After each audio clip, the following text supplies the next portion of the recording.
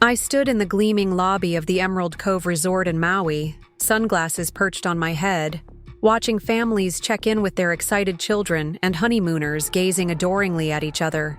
Meanwhile, I was tracking my husband Michael's credit card charges on my phone. Another spa treatment for two. Another private beachfront dinner. Another bottle of Dom Perignon. All while he thought I was visiting my sister in Chicago, completely unaware of what I was about to do. Before we jump back in, tell us where you're tuning in from, and if this story touches you, make sure you're subscribed, because tomorrow, I've saved something extra special for you. 3 weeks ago, I'd found the boarding passes in his email. 2 first-class tickets to Maui, one for Michael and one for his executive assistant, Jennifer. The same Jennifer who'd been working late with him for months. The same Jennifer whose name he'd mentioned a few too many times at dinner. The same Jennifer who was 27 to his 45 and my 43. The confirmation was for the Emerald Cove's oceanfront honeymoon suite, booked for his birthday week, a trip he'd told me he had to miss celebrating with me because of an unavoidable business conference in Seattle. Some might have confronted him immediately, thrown his clothes on the lawn, or called a divorce lawyer. But I, Sarah Mitchell, had spent 15 years helping Michael build his investment firm. From nothing. I'd put my own career as a real estate developer on hold, managed our social connections, and been the perfect corporate wife. I wasn't about to walk away with just half of our assets and a broken heart. No, I had something much more satisfying in mind. "Ma'am, can I help you?" The receptionist's voice snapped me back to reality. She was young, probably around Jennifer's age, with a name tag that read Kayla. "Yes," I smiled, sliding off my sunglasses. "I have a meeting with Mr. Richard Tanner." I didn't add that Richard was the current owner of the Emerald Cove Resort, or that we were finalizing my purchase of the property. I also didn't mention that Richard was an old college friend who'd called me the moment he'd seen my husband's reservation, a husband who was currently on a sunset cruise with his secretary, blissfully unaware of my presence on the island. "Oh, of course, Ms. Mitchell. Mr. Tanner is expecting you in the executive office. Jason will escort you." She gestured to a young man in a resort uniform who appeared at my side. As I followed Jason through the resort's lush tropical gardens, I felt a strange calm. The path wound past infinity pools, tiki bars, and private cabanas where guests relaxed in luxury that would soon be mine. We passed a couple about my age, the woman laughing at something her husband said, their hands intertwined. I looked away. Had Michael and I ever been like that?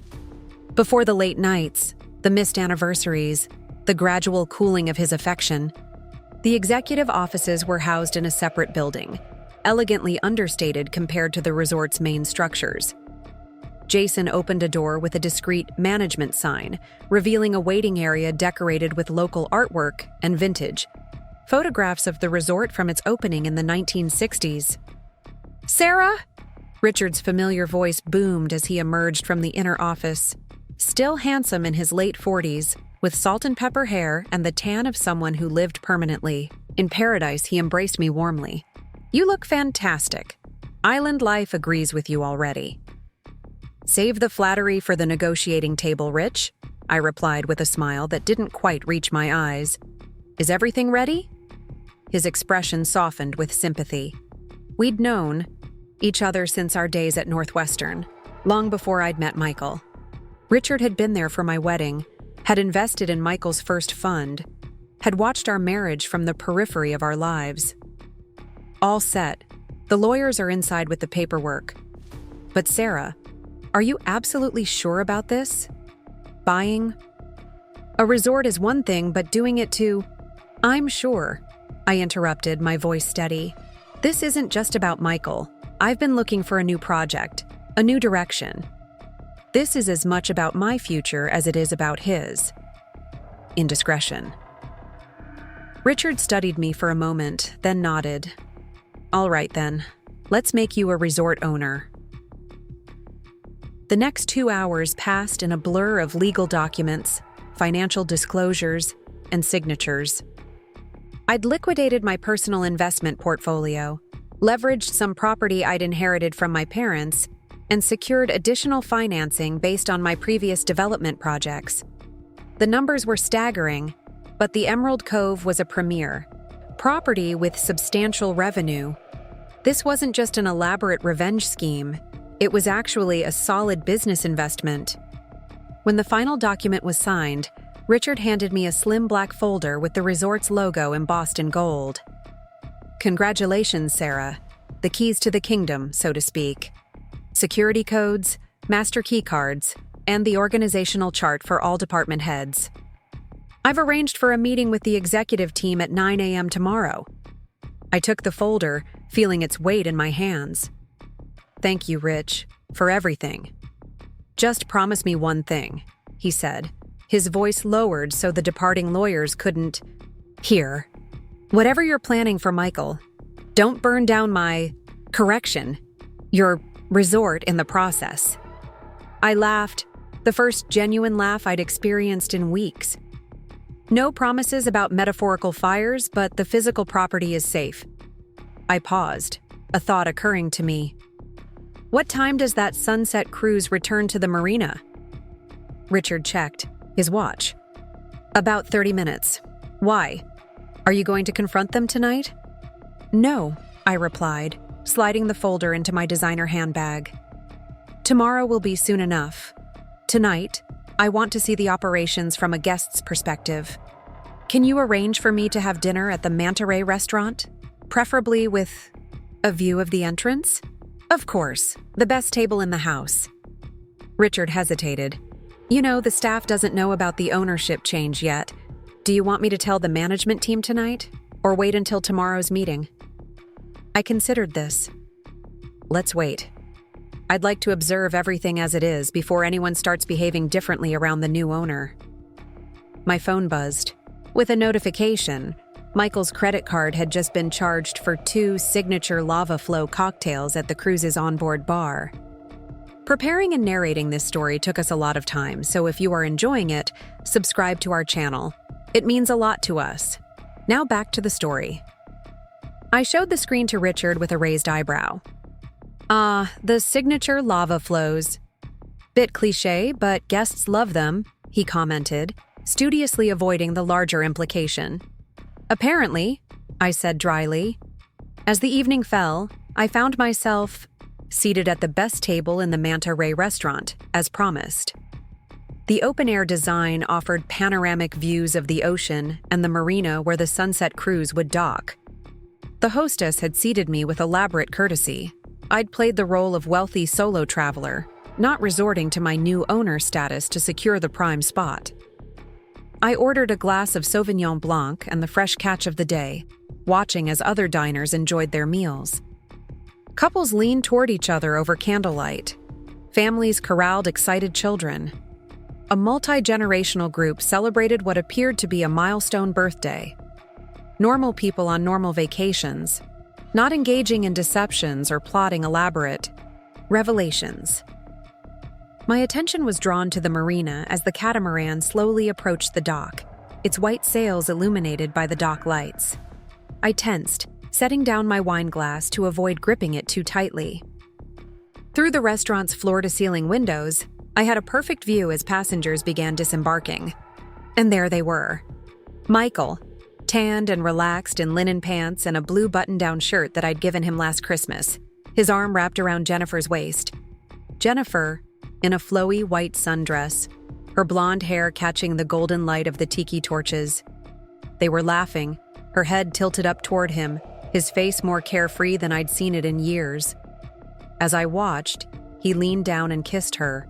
Not a quick peck, but the lingering kiss of established lovers. The waiter appeared at my table, concerned. "Ma'am, is everything all right with your meal?" I realized I'd been gripping my fork so tightly my knuckles had turned white. I forced a smile. "Everything's perfect, thank you." And oddly, despite the painful scene I'd just witnessed, I meant it. Seeing them together had crystallized something. For me, this wasn't just about revenge anymore. This was about reclaiming my life, my identity, my future. Michael and Jennifer strolled past the restaurant, never glancing inside, heading toward the main building where their honeymoon suite awaited them. I watched until they disappeared from view, then turned my attention back to my meal. I ate methodically, tasting nothing, planning my next steps with a clarity that surprised me. After dinner, I took a nighttime walk around the property, mentally, noting areas for improvement, charming features to highlight, and staffing patterns. This wasn't just about confronting Michael anymore. I was already thinking like an owner. My real estate development background had trained me to see possibilities where others saw only what existed. I ended up at the resort's secluded South Cove, a small beach hidden from the main property by a volcanic rock formation. The moonlight silvered the waves, and the only sounds were the gentle surf and distant laughter from the tiki bar. I slipped off my sandals, letting my feet sink into the cool sand as I stared out at the vast Pacific. 15 years. 15 years of supporting Michael's dreams, of being the perfect partner, of believing we were building something together. When had he stopped seeing me as essential to his success? When had I become furniture in his life? Expected to be there, useful, but not really seen. My phone buzzed with a text from Richard. Executive team confirmed for 9 a.m. Sure you don't want to raid the honeymoon suite tonight? Security could arrange an accidental keycard malfunction. I smiled at his attempt at humor, but texted back a simple, "Tomorrow is soon enough. Good night, Rich." I made my way to the Palm Villa, a private bungalow separated from the main resort, one of the perks Richard had arranged for me. As I prepared for bed, I found myself standing before the full-length mirror, really looking at myself for the first time in months. I wasn't the wide-eyed 28-year-old who'd married Michael anymore, but the woman who gazed back at me was strong, attractive, accomplished in her own right. Somewhere along the way, I'd forgotten that. Sleep came surprisingly easily. That night, perhaps because for the first time since discovering Michael's betrayal, I felt in control. Tomorrow would change everything, not just for Michael and Jennifer, but for me as well. Morning arrived with the particular golden quality unique to Hawaiian daybreak. I'd been awake since dawn, reviewing the resort's financial statements and organizational charts that Richard had provided. The Emerald Cove employed over 200 people, from groundskeepers to executive chefs, all of whom now worked for me. The responsibility was daunting, but also exhilarating. I dressed carefully, in a cream linen suit that projected casual authority, professional enough for a business meeting, relaxed enough for an island resort. My hair was pulled back in a sleek ponytail, makeup minimal but flawless. The diamond earrings Michael had given me for our 10th anniversary completed the ensemble, a small reminder of what was at stake. As I walked toward the main building, for my meeting with the executive team, I spotted a familiar figure at the beachfront yoga class, Jennifer, in color-coordinated athletic wear, perfectly executing a warrior pose. No sign of Michael, who had never been a morning person. The irony didn't escape me. While his other woman was starting her day with yoga, I was about to take possession of the very ground beneath her designer yoga mat. The resort's main building housed both the luxury suites and the administrative offices, requiring me to pass through the grand lobby with its soaring ceilings, massive floral arrangements, and panoramic ocean views. As I approached the reception desk, I noticed Kayla from yesterday, assisting an elderly couple with directions to the breakfast buffet. "Good morning, Kayla," I said warmly as I passed, enjoying her momentary confusion at being addressed by name by a guest she barely remembered from yesterday. "Good morning, Ms. Mitchell," she recovered quickly, professional to the core. "Mr. Tanner mentioned you might stop by this morning. Can I help you with anything?" "Just heading to the executive offices, thank you." I continued walking, feeling her curious gaze following me. It wouldn't be long before the entire staff knew about the ownership change, but for now, I was enjoying my relative anonymity. The executive conference room was located at the end of a discreet corridor, away from guest areas.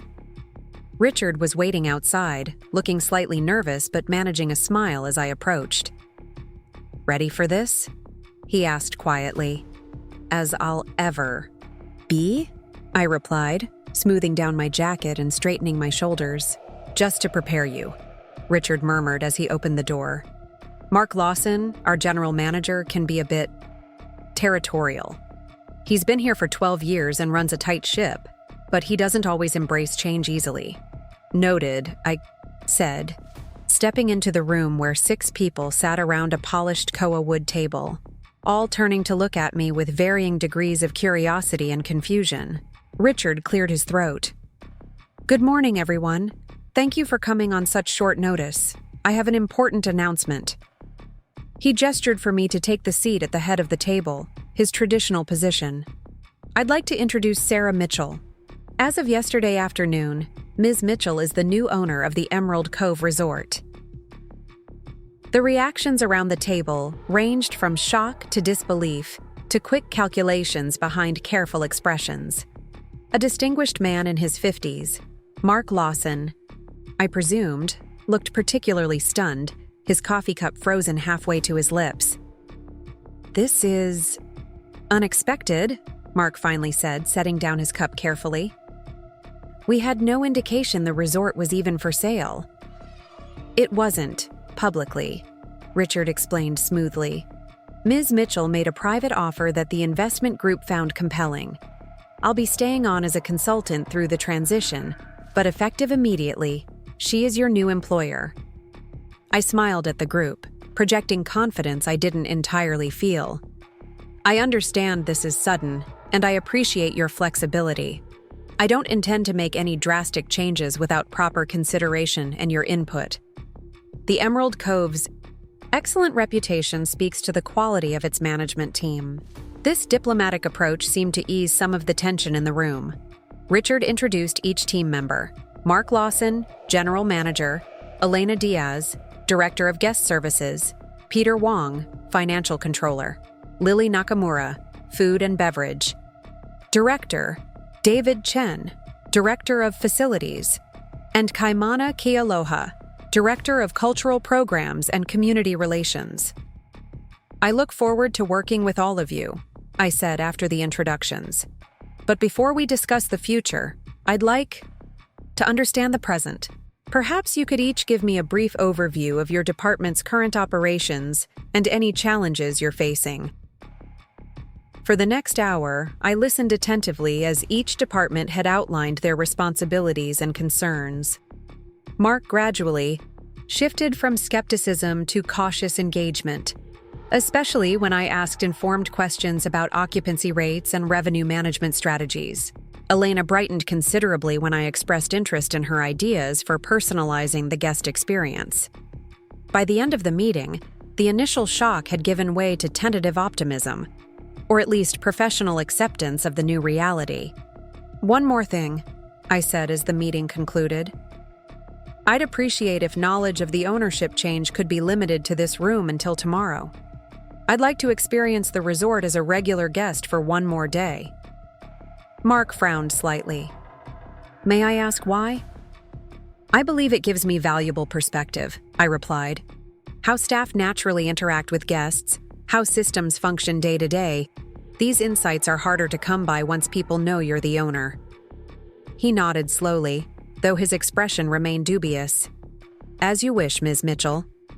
As the executives filed out, Richard lingered behind. "That went better than I expected," he observed once we were alone. "You handled Mark perfectly, acknowledged his expertise while establishing your authority.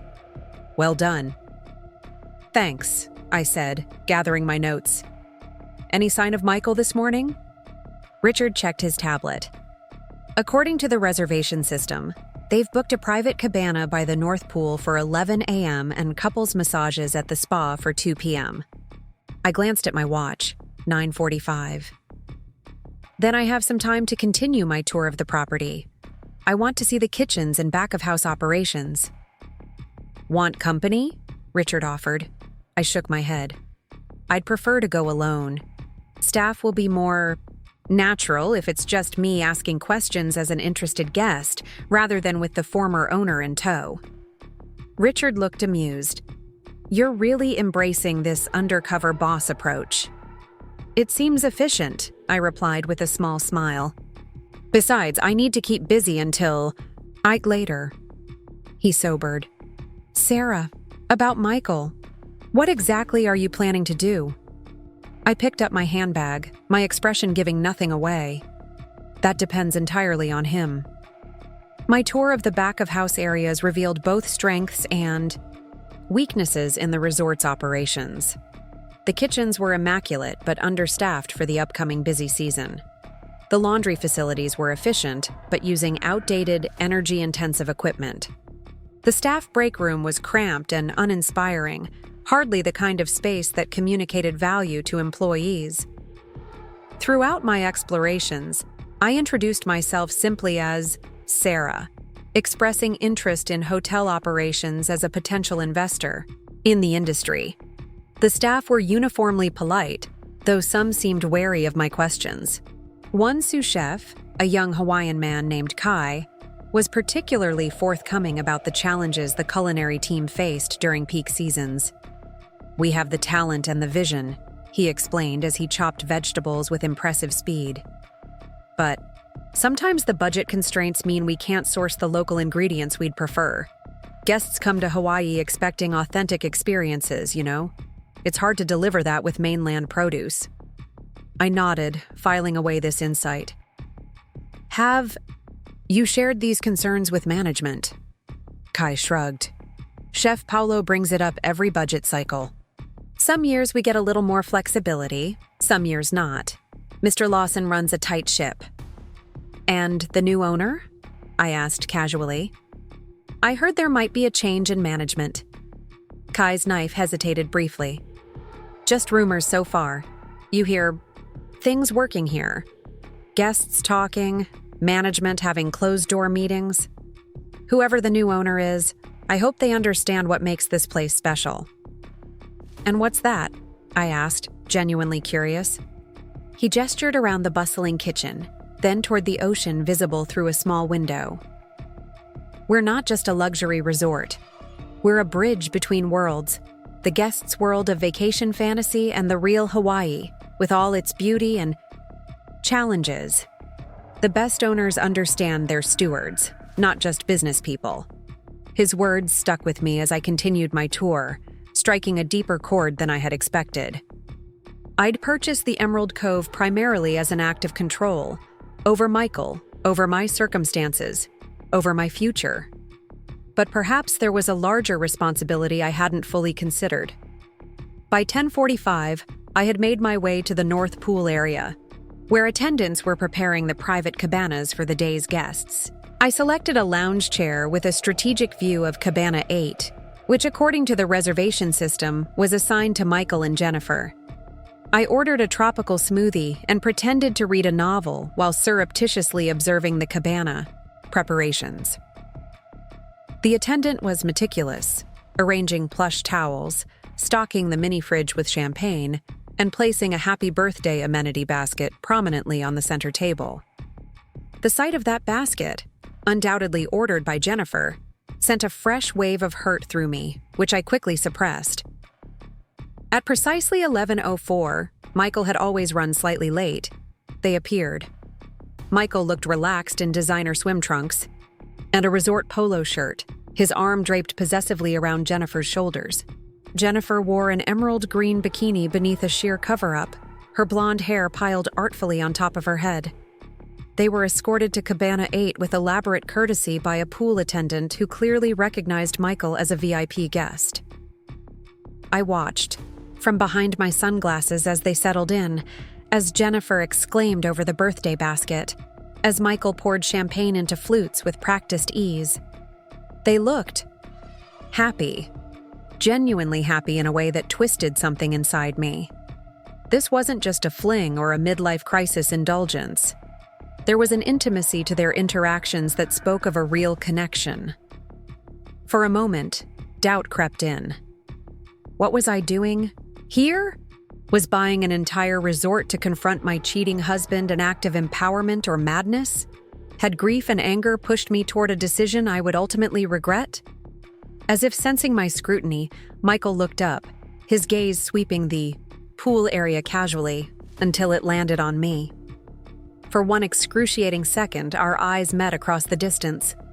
I saw the exact moment recognition dawned, his expression shifting from relaxed contentment to complete shock. I held his gaze steadily, not smiling, not frowning, simply acknowledging his presence. Then, with deliberate calm, I returned to my book as if the sight of my husband with another woman was of little consequence. "Sarah!"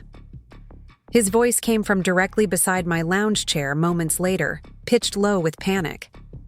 "What the hell are you doing here?"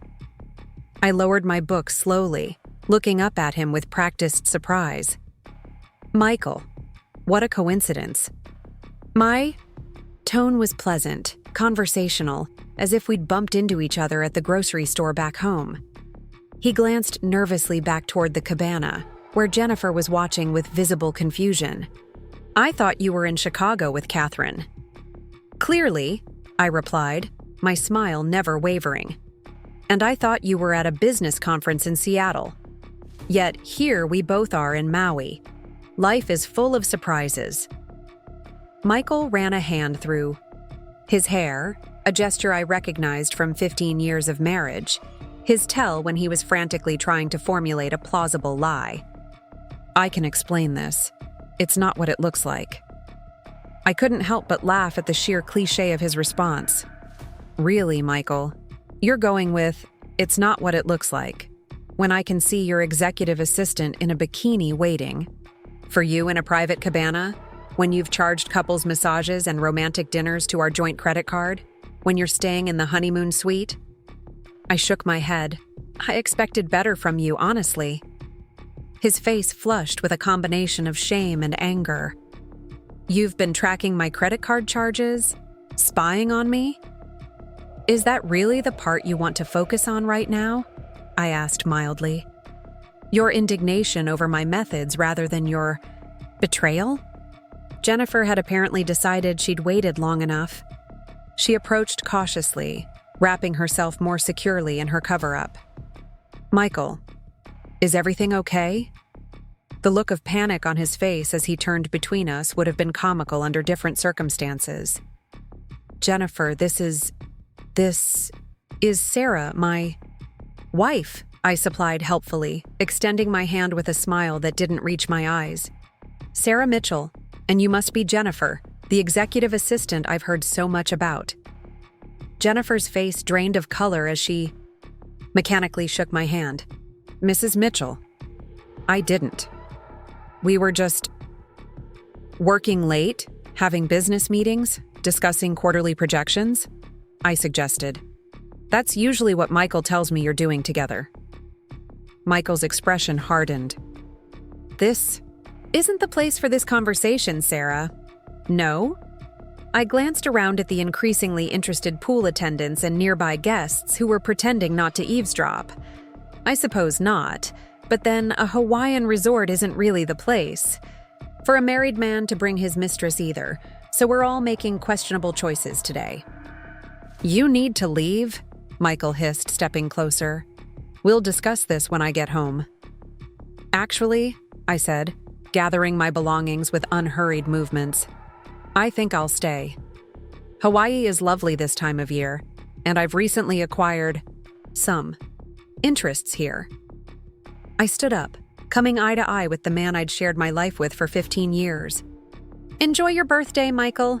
The couple's massage at 2 p.m. is supposed to be excellent." His expression shifted from anger to confusion at my mention of specific details. "How did you—" "Oh, and Michael," I added as I prepared to walk away, "you might want to cancel your dinner reservations for tonight. I hear the Moonlight Terrace has been booked for a private event." I left him standing there, Jennifer hovering uncertainly at his side, and walked with measured steps toward the main building. Only when I was safely inside the elevator did I allow my composed facade to crack slightly, leaning against the wall and taking several deep breaths. The initial confrontation was over, but the real reckoning was yet to come. I had the entire day before the evening event I'd planned, hours during which Michael would undoubtedly be trying to figure out exactly what I knew and what I intended to do about it. For now, though, I had a resort to run and preparations to make for tonight. The rest of the day passed in a flurry of activity. I met privately with Elena Diaz, the director of guest services, to arrange for the evening event on the Moonlight Terrace. To her credit, Elena adapted quickly to the unusual request from the new owner, asking minimal questions about why I needed a private dinner for 3 with specific security protocols. And you'd like the staff briefing document to list the event as Mitchell Ownership Celebration, Elena confirmed, making notes on her tablet. Exactly, I replied. Only you and the necessary service staff need to know the true nature of the gathering. Elena nodded, professional discretion evident in her manner. And the personal items you mentioned? The photographs and documents? I'll have them delivered to your office by 4 p.m. They should be displayed on the easels we discussed, covered until I give the signal. I hesitated, then added, I understand this is an unusual request. Elena's expression softened slightly. Ms. Mitchell, I've worked in luxury resorts for 15 years. Unusual requests are standard operating procedure. She didn't ask for details, but her eyes held a knowing look that suggested she'd pieced together at least part of what was happening. After finalizing the evening arrangements, I spent time reviewing property improvement proposals that Richard had previously considered but not implemented. Solar panels to reduce energy costs, an expanded cultural education program for guests, staff housing assistance. Each initiative reflected values I wanted to bring to my new role: sustainability, authenticity, employee welfare. At 3:30, I received a text message from Richard. Michael at front desk demanding info about you. Loss in handling, but thought you should know. I wasn't surprised. Michael would be trying to understand how much I knew and how I'd tracked him to Hawaii. The front desk staff would have no information to give him. His reservation was under his name alone, and mine was in the separate Palm Villa under my maiden name, Anderson. At 4 p.m., I delivered a carefully curated collection of items to Elena's office. Photographs spanning 15 years of marriage, including pictures of Michael cutting the ribbon at his first office. My father's investment had provided the startup capital. Copies of early investment documents showing my family's financial backing. Screenshots of credit card statements showing his recent expenses with Jennifer. And most damning of all, emails I'd found between Michael and his lawyer discussing how to protect his assets when Sarah eventually discovers the affair. Elena's eyes widened slightly as she scanned the materials, but she maintained her professional composure. The servers will set everything up as discussed. The terrace will be ready at 7:30, with dinner service beginning at 8. Perfect, I said. And the envelopes for their room? Being delivered now, with instructions that they not be given to Mr. Mitchell directly, but left on the desk in the suite while they're out. The envelopes contained identical handwritten notes. Your presence is requested at a private dinner on the Moonlight Terrace at 8 p.m. this evening to discuss a matter of significant mutual interest. Formal attire required. At 5 p.m., I retreated to my villa to prepare for the evening. I took a long shower, letting the hot water soothe my tense muscles, then wrapped myself in the plush resort robe while I did my hair and makeup with painstaking care. For tonight's confrontation, I'd chosen a black evening dress that struck the perfect balance between elegance and authority. Fitted enough to remind Michael of what he was losing, sophisticated enough to establish my new position. As I dressed, I contemplated what the evening would bring. This wasn't just about humiliating Michael or punishing his infidelity. It was about reclaiming my narrative, establishing new boundaries, and beginning the next chapter of my life. A chapter where I was the protagonist, not merely a supporting character in someone else's story. At precisely 7:25, I arrived at the Moonlight Terrace. Elena had outdone herself with the setup. The open-air space overlooking the ocean had been transformed with strategic lighting, elegant table settings, and the covered easels positioned for maximum impact. A small bar was staffed by a discreet bartender, and 2 servers stood ready to provide impeccable service. "Everything is prepared according to your specifications, Ms. Mitchell," Elena informed me. "Your guests have confirmed they will attend," though Mr. Mitchell tried to get information about the host from the concierge. "Thank you, Elena," I said sincerely. "Your handling of this unusual situation has been exemplary." She gave me a small, knowing smile. "Sometimes people need a dramatic reminder of their mistakes, Ms. Mitchell. I'm happy to assist with that reminder." As Elena departed, I moved to the terrace railing, looking out over the resort property that now belonged to me. Lights twinkled throughout the grounds, the sounds of distant laughter and music drifting up from the main pool area. The ocean stretched dark and limitless beyond, a vast canvas of possibilities. At 7:55, I heard them before I saw them. Michael's voice raised in questioning, Jennifer's quieter responses. I turned slowly as they emerged onto the terrace, both dressed formally as requested. Michael in a dark suit he'd presumably packed for a special dinner with Jennifer, and Jennifer in a blue cocktail dress that looked new. They froze when they saw me, illuminated by the strategic lighting Elena had arranged. A solitary figure, in black, waiting for them with a champagne glass in hand. "Sarah!" Michael recovered first, his tone a mixture of annoyance and confusion. "What is this about? Your cryptic note?" "Good evening, Michael. Jennifer," I greeted them calmly. "Thank you for joining me. Please come in. We have much to discuss." Jennifer looked as if she might bolt, but Michael placed a hand on her lower back, guiding her forward with false bravado. "If this is your idea of a dramatic confrontation, you've made your point. But public humiliation isn't going to solve anything." "Humiliation?" I echoed, raising an eyebrow. "Is that what you think this is about?" I gestured to the bartender. "Drinks first, I think. Champagne for me. Michael, you still prefer Macallan, neat, and Jennifer. Perhaps a vodka tonic? You ordered several by the pool today." Their discomfort visibly increased at this evidence of my detailed knowledge of their day. The bartender delivered their drinks with professional efficiency, then withdrew to a discreet distance. "Please sit," I indicated the table set for 3.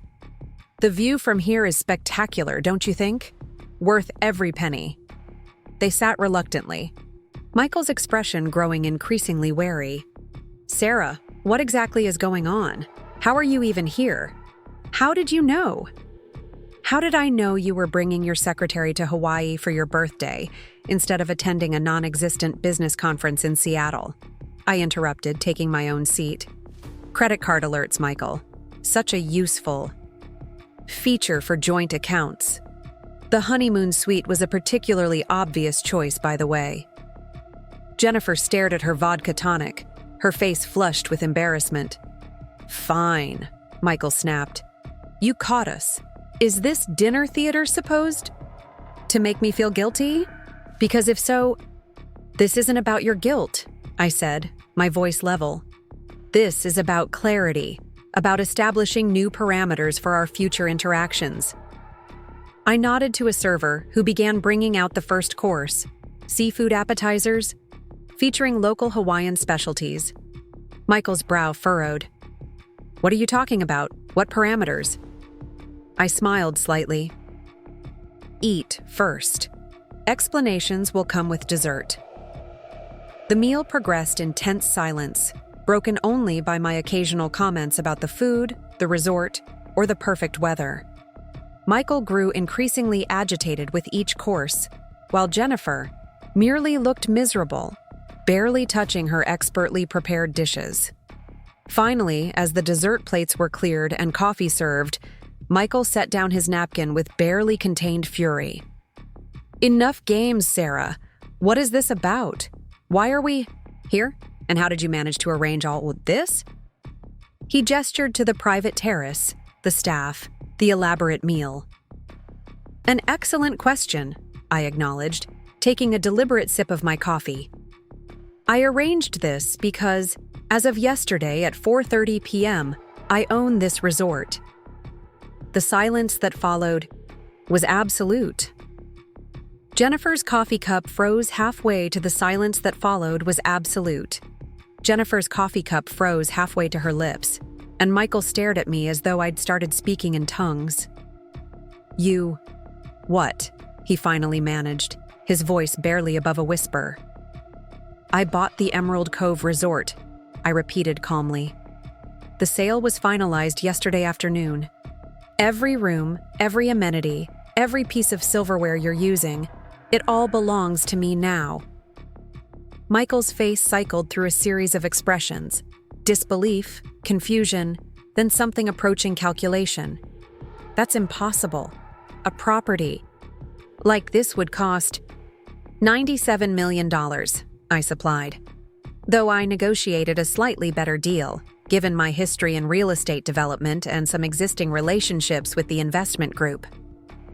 Jennifer set down her cup with a clatter, coffee sloshing over the rim. I don't understand, she said, looking between Michael and me. Why would you buy an entire resort just to... what? Make a point? Not just to make a point, I clarified, though that is certainly part of it. I bought it because it represents an excellent investment opportunity, because I've been looking for a significant new project, and because... I looked directly at Michael. I wanted to remind certain people exactly who they're dealing with. I nodded to one of the waiting staff members who approached the easels and removed the coverings with a flourish.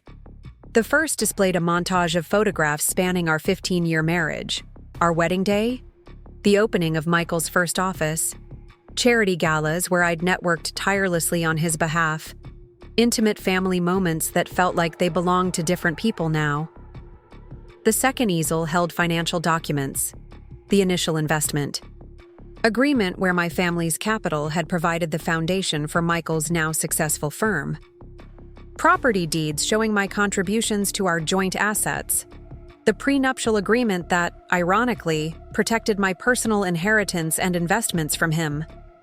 Michael's face drained of color as he took in the visual timeline of our intertwined lives and finances.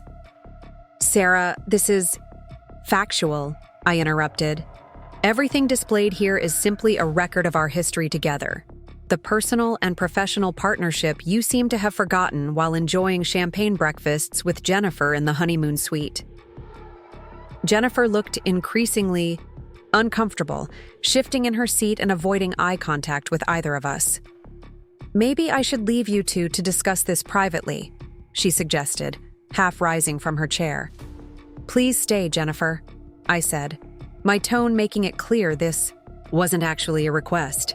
After all, you're a significant part of the current situation. Your perspective is relevant. She sank back into her seat, looking miserable. I turned my attention back to Michael. I imagine you're wondering what happens next. Whether I'm planning to create a public scene, file for divorce immediately, or perhaps ban you from the property in the middle of your romantic getaway. His jaw tightened. The thought had crossed my mind. Well, you can relax, at least partially, I said. I'm not going to have security escort you out in your underwear, tempting as that might be. You're welcome to complete your stay. The honeymoon suite is paid through Saturday, after all. Michael's eyes narrowed suspiciously. That's, surprisingly, reasonable of you. Isn't it? I agreed pleasantly. Of course, there are a few minor changes to your accommodations. Effective immediately, all charges will be at full rate. No more VIP discounts. And the complimentary amenities, like that lovely birthday basket, those will now appear on your final bill. Fine, Michael said tightly. Is that all? Not quite, I continued. I've taken the liberty of moving your sunset dinner reservation tomorrow from the private beach to the main dining room. The beachfront setup requires extra staffing that I can't justify allocating to a guest who has been. I paused deliberately. Less than honest. Michael's face flushed with anger, but before he could respond, I pressed on. Now, regarding our personal situation, I set down my coffee cup with precision. I'll be consulting with my attorney. When I return home next week, you'll receive the divorce papers within 10 business days. Given the circumstances and the evidence I've gathered, I nodded toward the easels. I suggest you advise your lawyer to be reasonable about the settlement. You're seriously going through with this? Michael asked, a note of disbelief in his voice. 15 years of marriage and you're ready to throw it all away over one mistake? I laughed, a genuine laugh that seemed to startle all three of us. One mistake? Michael, mistakes are accidental. There was nothing accidental about booking a romantic Hawaiian vacation with your secretary, creating an elaborate lie about a Seattle business conference, or... I reached into my clutch and withdrew a folded document, sliding it across the table. Consulting with your lawyer 3 months ago about how to protect your assets when Sarah eventually discovers the affair. He stared at the printout of his own email, the blood draining from his face. Your password is still our anniversary, I added, which seems ironic under the circumstances. Jennifer's gaze darted between us, her expression a mixture of shock and growing realization. 3 months ago, she repeated, turning to Michael. But you told me this was recent, that you were planning to tell her after we returned from Hawaii. And there it was, the confirmation that Michael had been manipulating both of us. I felt an unexpected flash of sympathy for Jennifer, who looked genuinely blindsided by this revelation. He told you he was planning to leave me? I asked her directly. Jennifer nodded, her earlier embarrassment giving way to a dawning anger of her own. He said your marriage had been essentially over for years, that you were staying together for appearances, and that he was finally ready to make a clean break. She turned to Michael, her voice hardening. You said this trip was part of your new beginning, that you were going to return home and immediately file for divorce. Michael's expression confirmed every word. He had played us both. Me with lies about business trips and late meetings, Jennifer with false promises of a future, together. Well, I said after a moment, it seems we've both been misled, Jennifer. Though I suspect I've invested considerably more in Michael's deceptions than you have. She looked at me with unexpected directness. I wouldn't have, if I'd known. She struggled to find the right words. I believe you, I said simply. But that doesn't change where we are now. Michael, who had been uncharacteristically silent during this exchange, finally spoke. This is all very dramatic, Sarah. Buying a resort, arranging this ambush dinner. It's excessive, even for you. What did you hope to accomplish exactly? Did you think I'd beg for forgiveness? That I'd suddenly realize I've made a terrible mistake? His condescension ignited a fresh spark of anger within me. No, Michael. I arranged this to make absolutely clear that you have severely underestimated me, professionally, financially, and personally. I leaned forward, my voice low and steady. I'm not the convenient corporate wife you can discard when something younger and shinier catches your eye. I'm not an obstacle to be maneuvered around or an asset to be divided. I am the woman who helped build everything you have, who believed in your potential when no one else would, who has been calculating compound interest since before Jennifer was born. The reference to Jennifer's age made her flinch, but I continued, addressing them both. I bought this resort because I could, because it's a sound business decision, and because I wanted to remind you, Michael, that while you were figuring out how to leave your marriage with minimal financial damage, I was building a life that doesn't actually require your presence to be successful. A weighted silence fell over the table. The ocean breeze carried the distant sounds of resort guests enjoying their vacations, unaware of the drama unfolding on the private terrace. The servers had discreetly withdrawn, leaving us in a bubble of tense privacy.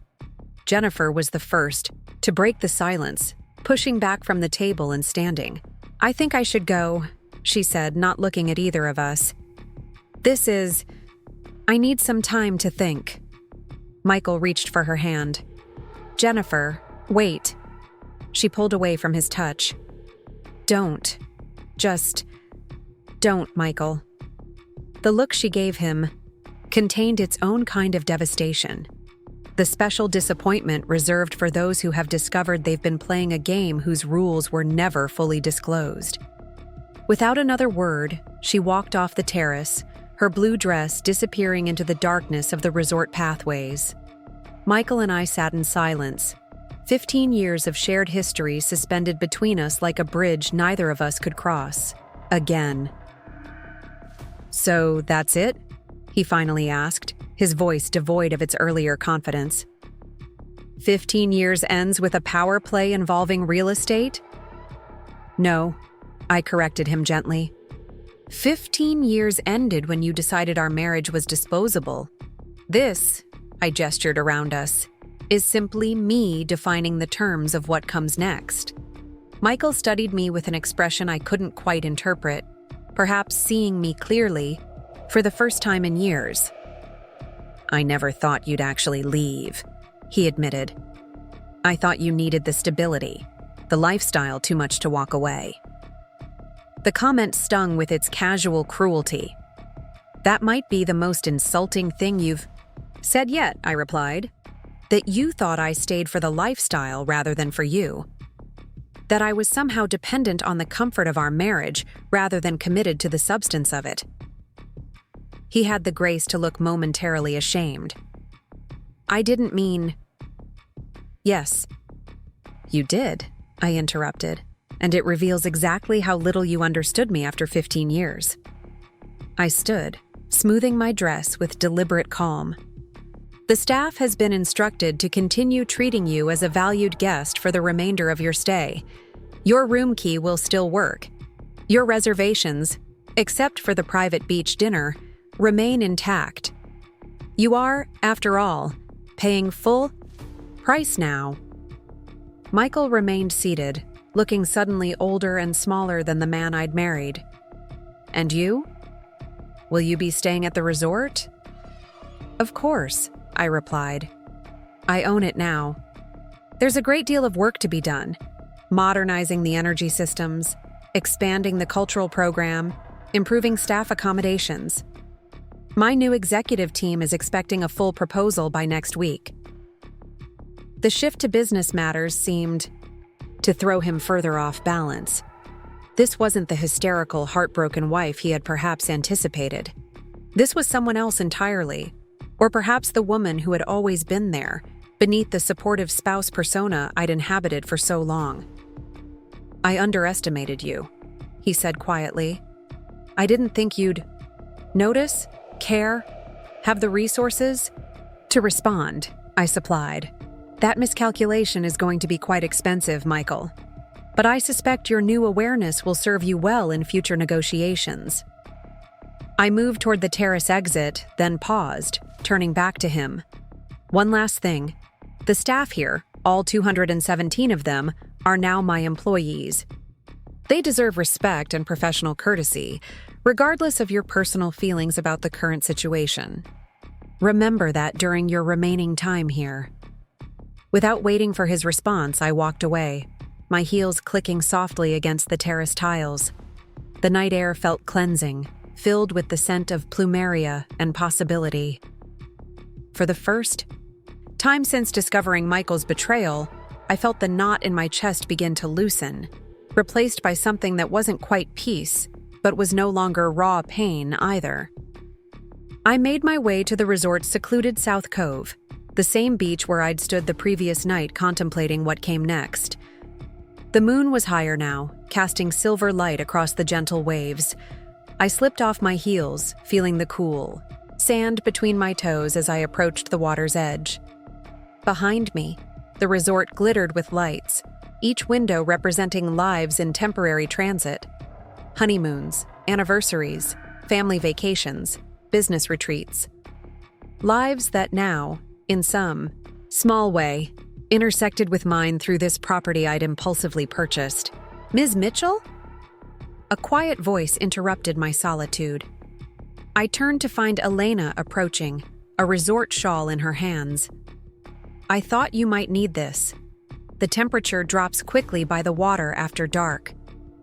I accepted the shawl gratefully, wrapping it around my shoulders. Thank you, Elena, and thank you for your discretion with tonight's arrangements. She nodded, her expression professional but with a hint of personal understanding. May I ask, did you achieve what you hoped for? I considered the question, looking back toward the twinkling lights of the resort, my resort now. I'm not entirely sure what I hoped for, I admitted. Clarity, perhaps. A reclaiming of something I'd allowed to become secondary in my own life. Elena seemed to understand. Beginnings often look like endings at first, she observed quietly. That's remarkably insightful, I said, studying her more carefully. Have you worked at the Emerald Cove long? 7 years, she replied. I started as a concierge, worked my way up. The resort has been a constant while my personal life went through significant restructuring. The phrase suggested its own story of loss and rebuilding. I'll need people who understand this place, I said, making a decision in that moment. People who see beyond the luxury amenities to what makes it special. Would you be interested in taking on additional responsibilities as we implement changes? Elena's expression shifted to one of measured interest. What kind of changes do you envision, Ms. Mitchell? Sustainable operations, deeper community integration, a more authentic cultural experience for guests, better support for staff. The usual resort makes money. I want to create one that also makes a difference. The vision was forming as I spoke it, crystallizing from abstract ideas into concrete intentions. That's ambitious, Elena said carefully. Yes, I agreed. But I've recently been reminded of my capacity for ambition. I looked back toward the ocean, where the moonlight created a silver pathway across the water. Think about it. We can discuss details tomorrow. Elena nodded, professional again. Will you need anything else tonight, Ms. Mitchell? I shook my head. No, thank you. I think I'll stay here a while longer. After Elena departed, I walked along the shoreline, letting the gentle waves wash over my feet. The confrontation with Michael had gone differently than I had imagined during those first raw days after discovering his betrayal. There had been no shouting, no dramatic scenes, just the quiet dismantling of illusions on both sides. I had come to Hawaii seeking revenge, or at least the satisfaction of disrupting Michael's carefully orchestrated deception. What I hadn't anticipated was how the act of claiming this space, both the physical resort and my new role within it, would shift something fundamental inside me. The resort represented more than an elaborate gesture of defiance. It was tangible, proof that I could build something significant without Michael, that my identity extended far beyond Michael Mitchell's wife. The revelation was both exhilarating and terrifying. For 15 years, our lives and aspirations had been so intertwined that separating them felt like untangling a complex knot. Painful but necessary for forward movement. As I continued walking, I spotted a figure sitting alone on one of the beach loungers, partially hidden by shadows. Something about the slumped posture was familiar. As I drew closer, I recognized Jennifer, still in her blue cocktail dress but with her shoes discarded in the sand beside her. My first instinct was to retreat, to avoid this awkward encounter. But a strange sense of solidarity made me pause. We had both been deceived by the same man, albeit in different ways and to different degrees. Mind if I join you? I asked, approaching slowly to give her time to refuse if she preferred. Jennifer looked up, startled, then gave a small, humorless laugh. Why not? This evening can't possibly get more surreal. I settled onto the adjacent lounger, both of us facing the ocean. For a long moment, neither of us spoke. "I didn't know," Jennifer finally said, her voice barely audible above the sound of the waves. "About the emails to his lawyer, about him planning this for months. I really thought," she trailed off, "that he was going to leave me for you," I finished for her. "That you were special enough to make him upend his entire life." She winced at my directness but nodded. "It sounds naive when you put it like that." "Not naive," I corrected. "Just working with incomplete information. Michael is very good at controlling the narrative. It's part of what makes him successful in business." Jennifer turned to look at me directly. "How are you so calm about all this? If I were you, I'd be, I don't know, throwing his things into the ocean or something." I smiled slightly at the image. Trust me, I considered less constructive responses. But anger, while temporarily satisfying, wouldn't solve the actual problem. "And buying an entire resort does?" she asked, skepticism evident in her tone. "It solves several problems, actually," I replied. "It gives me a significant new project to focus on. It leverages my professional experience in a way I've been wanting to explore. And yes, it made a point that Michael needed to understand." Jennifer was quiet for a moment, considering this. "That you're not just going to disappear quietly." "That I'm not defined by my relationship to him," I corrected. "That I have value and abilities independent of being Michael Mitchell's wife." Another silence fell between us, filled only with the rhythmic sound of waves meeting the shore. It was strange to sit peacefully beside the woman my husband had chosen over me, but there was also something fitting about it. Two women recalibrating their understanding of the same man. "What will you do now?" I asked eventually. Jennifer sighed, running her fingers through her hair. "Get on the first flight back tomorrow, I think. Update my resume." She gave a small, bitter laugh. "Find a job where the boss doesn't lie about his marital status." "You're good at what you do," I observed. "Michael doesn't hire people who aren't exceptionally competent." "Thanks, I think," she replied, then hesitated. "For what it's worth, which probably isn't much. I am sorry. Not just for my part in it, but for what he did to you. 15 years is a lot to throw away." The simple acknowledgement was unexpectedly affecting. "Thank you," I said quietly. We sat in companionable silence for a few more minutes before Jennifer stood, brushing sand from her dress. "I should go. Pack. Figure out flights." She paused awkwardly. "This is weird to say, but good luck with the resort. It seems like an amazing property." "It is," I agreed. "And thank you." As Jennifer walked away, I remained on the beach, contemplating the strange turns life could take. 3 weeks ago, I had been a corporate wife planning a charitable gala and wondering why my husband seemed increasingly distant. Now I was a soon-to-be divorced resort owner sitting on a Hawaiian beach in an evening gown, feeling more authentically myself than I had in years. My phone buzzed with a text from Richard. "Checked the system. They've moved their departure to tomorrow morning. First flight out. Well done, whatever you did." I wasn't surprised.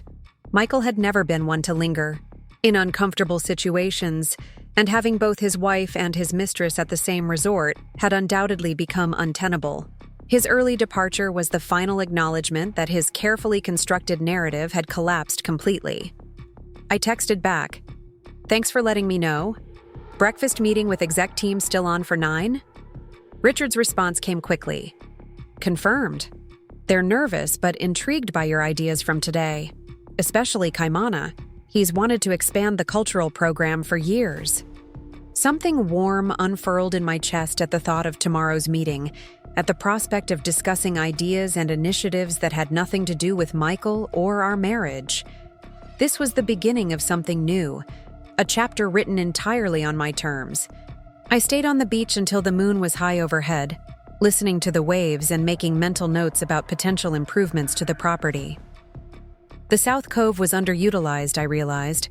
With proper lighting and comfortable seating, it could become a signature evening space for guests seeking tranquility away from the main resort areas. When I finally returned to my villa, I found a bottle of champagne waiting with a note from Richard. To new beginnings and unexpected opportunities. The gesture brought a genuine smile to my face. I poured a single glass and stepped onto my private lanai, raising it in a silent toast to the woman I was becoming, the woman who had perhaps been there all along, waiting for the opportunity to emerge. Morning arrived with the soft golden light unique to Hawaii, filtering through the villa's sheer curtains and gently pulling me from sleep. For a disorienting moment, I forgot where I was and why. Then the events of the previous day came rushing back. The confrontation with Michael, Jennifer's shocked realization of his deeper deception, my own surprising calm in the face of it all. I checked my phone to find confirmation that Michael and Jennifer had indeed departed on the 7:15 a.m. flight to Los Angeles. Their hasty retreat provided a certain satisfaction, though not the vindictive pleasure I might have expected. Instead, I felt a sense of closure, the necessary severing of a connection that had become increasingly one-sided. Rather than dwell on their departure, I focused on preparing for my 9 a.m. meeting with the executive team. I dressed in a crisp, white linen pantsuit, professional but appropriate for the tropical setting, and reviewed my notes on potential initiatives. By the time I arrived at the executive conference room, I had a clear vision to present. The team was already assembled, their expressions a mixture of curiosity and caution. Mark Lawson, still projecting skepticism beneath his professional demeanor. Elena, with whom I'd formed an unexpected connection. Kaimana, whose cultural program I hope to expand, and the others, each bringing essential expertise to the property's operations. "Good morning," I began, taking my place at the head of the table, a position that felt surprisingly natural. Before we discuss specific initiatives, I want to share my vision for the Emerald Cove's future. This property has always offered exceptional luxury, but I believe we can elevate it further by focusing on 3 core principles: sustainability, authenticity, and community integration. For the next hour, I outlined my ideas: solar panels to reduce energy dependency, expanded partnerships with local artisans and food producers, staff housing assistance, enhanced cultural programs for guests, and restoration of the native plant habitat along the property's northern boundary.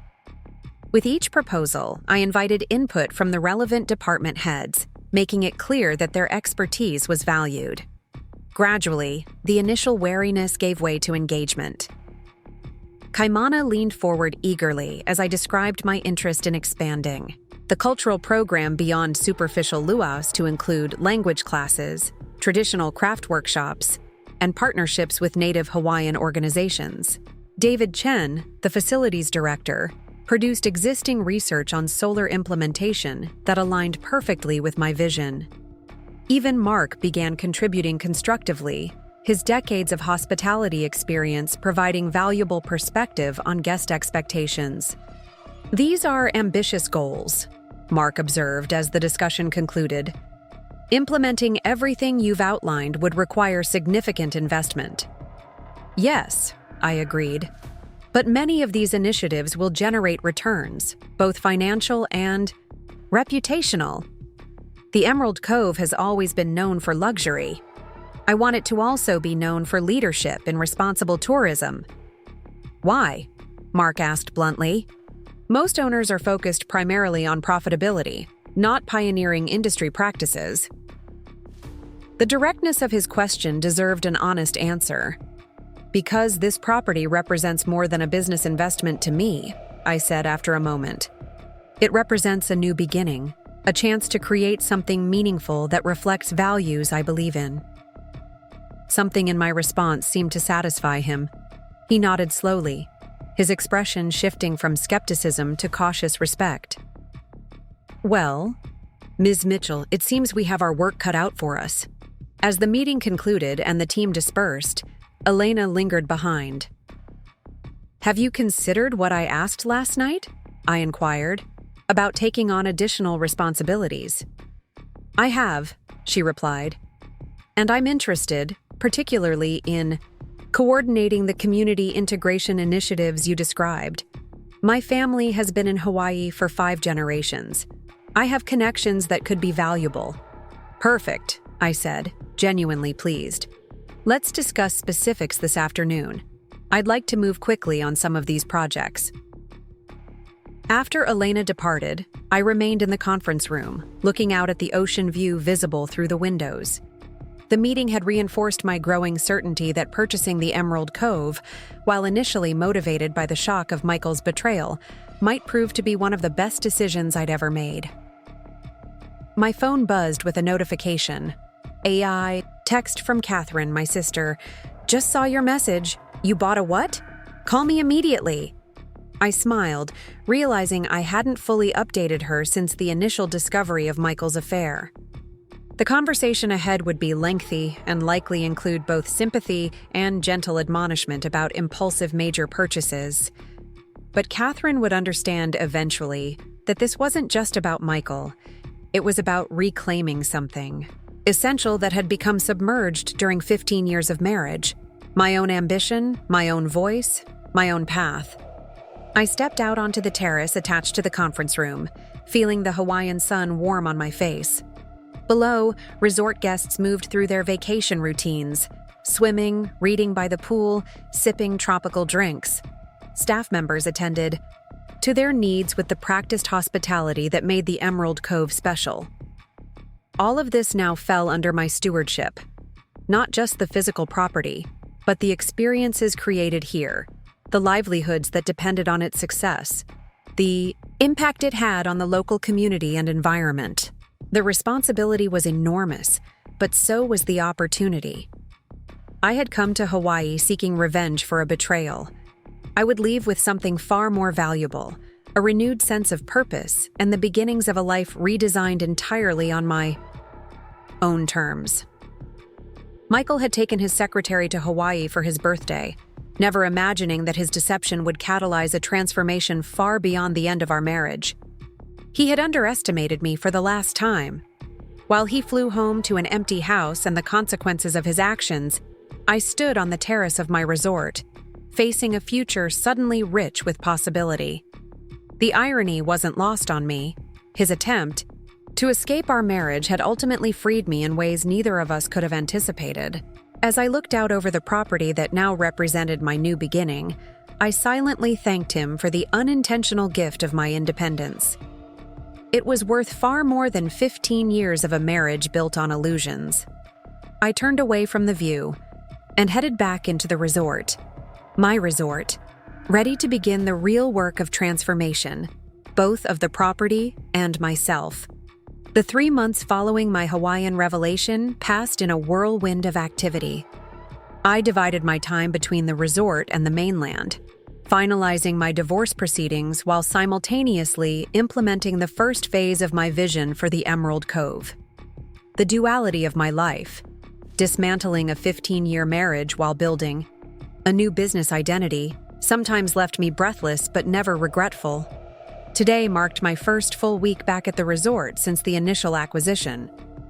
The early morning light filtered through the plantation shutters of my office, the former owner's suite now transformed with my own touches.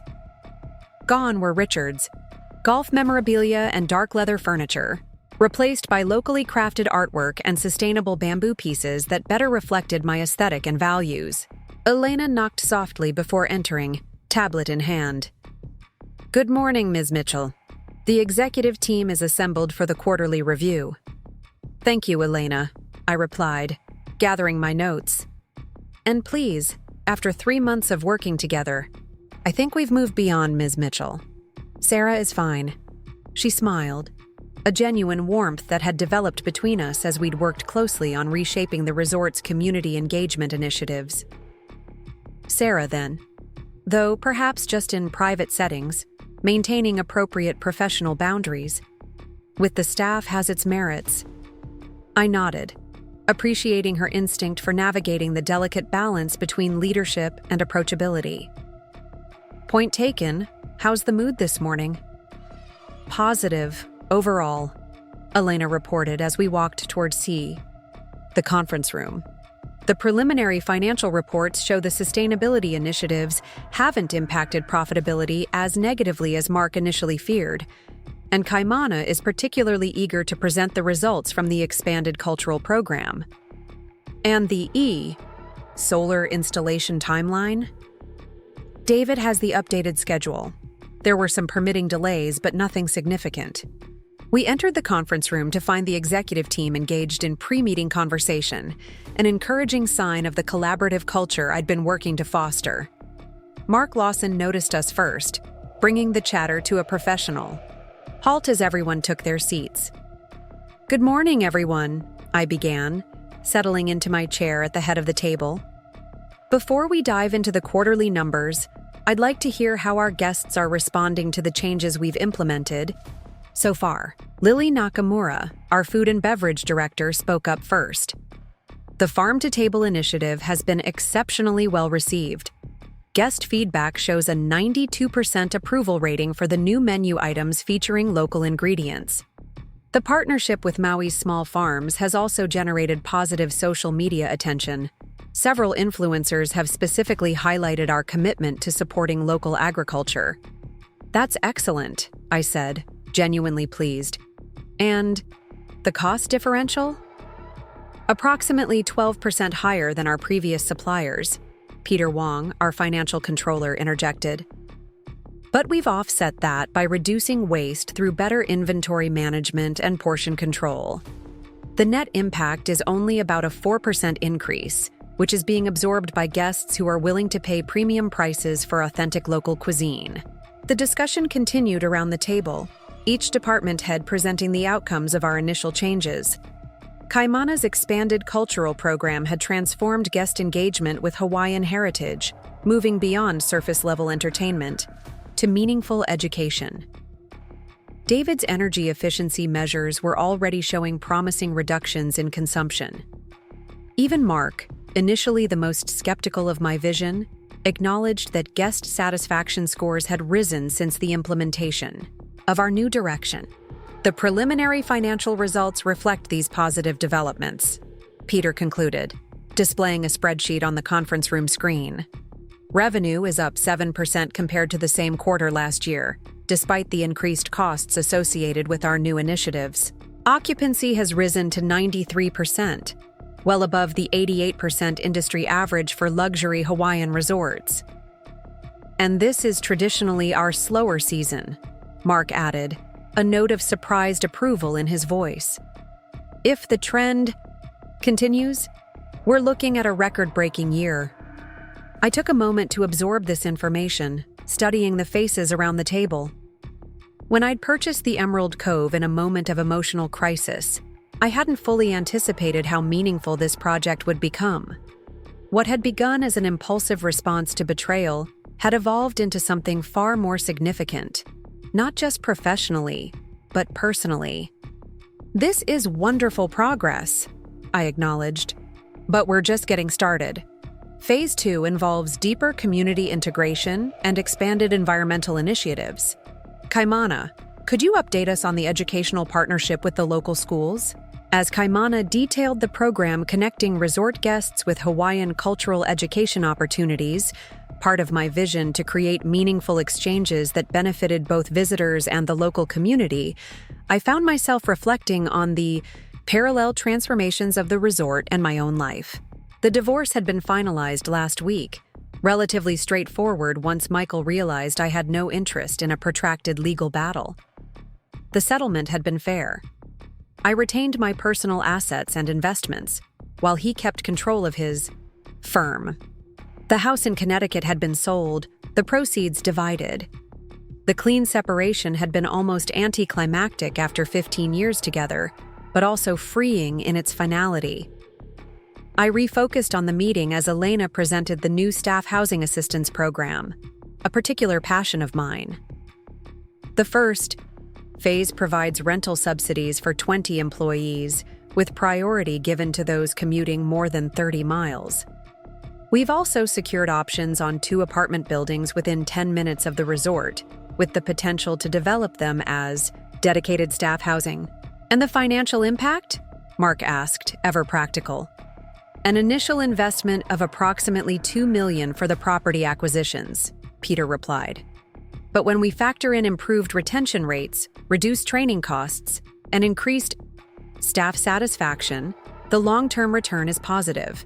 We're projecting complete ROI within 7 years, while significantly enhancing our employment value proposition in a competitive market. The meeting continued for another hour, with detailed discussions of upcoming projects and associated timelines. By the time we concluded, I felt a renewed sense of purpose and direction. The Emerald Cove was becoming exactly what I had envisioned. Not just a luxury destination, but a model for responsible tourism that honored its Hawaiian setting while providing exceptional experiences. "Excellent work, everyone," I said as the meeting wound down. "We've accomplished a remarkable amount in just 3 months. I'm looking forward to seeing Phase 2 take shape with the same level of commitment and creativity." As the team dispersed, Mark lingered behind, a gesture that had become something of a tradition after our meetings. Initially skeptical of my leadership, he had gradually become a valuable advisor, his decades of hospitality experience complementing my fresh perspective. "You're proving me wrong," he admitted once we were alone. When Richard announced the sale, I was convinced we were in for trouble. A new owner with no hospitality background, making dramatic changes to a successful property. It looked like a recipe for disaster. I smiled, appreciating his candor. "And now? Now I think the Emerald Cove is becoming something exceptional," he said simply. "Something that matters beyond the bottom line." The acknowledgement from my once skeptical general manager felt like a significant milestone. "Thank you, Mark. That means a lot, especially coming from you." He nodded, then added with characteristic directness, "You seem different from when you first arrived. More present." The observation caught me by surprise. "Different how?" Mark considered, his response carefully. "When you first took over, there was an intensity to you, almost a defiance. Understandable, given the circumstances." He paused, acknowledging the unusual situation surrounding my acquisition of the resort. "But now, you seem to be running the Emerald Cove because you want to, not because you have something to prove." His perception was uncomfortably accurate. "Maybe I needed to prove something to myself first," I admitted. "That I could do this on my own. That I had value beyond being Michael Mitchell's wife." "Well, consider it proven," Mark said with a half smile. "Though I suspect the Emerald Cove is just the beginning for you."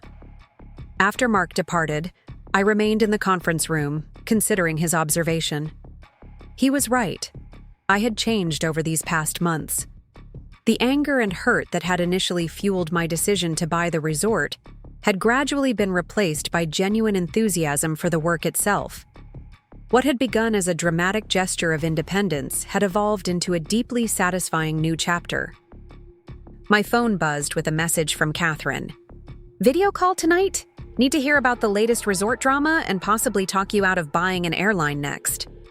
I smiled at my sister's teasing.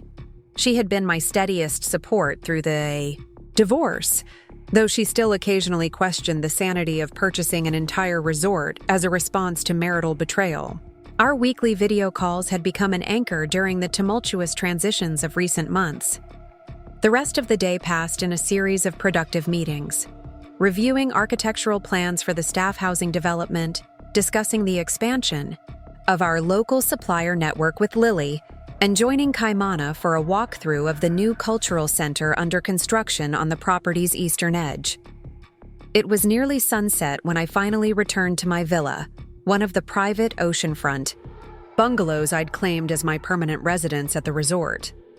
The space had been transformed from a standard luxury accommodation into something that felt like home. with personal touches that reflected my evolving taste. Books that had been in storage during my marriage, artwork I'd collected during my travels, photographs of the people who mattered most to me. I changed into casual clothes and made a simple dinner from the ingredients delivered weekly from local farms, another perk of ownership. As I ate on my private lanai overlooking the ocean, I set up my tablet for the scheduled call with Catherine. Her face appeared on screen promptly at 7, her New York apartment visible in the background. "There she is," she greeted me. "The hotel mogul herself. How's paradise treating you today?"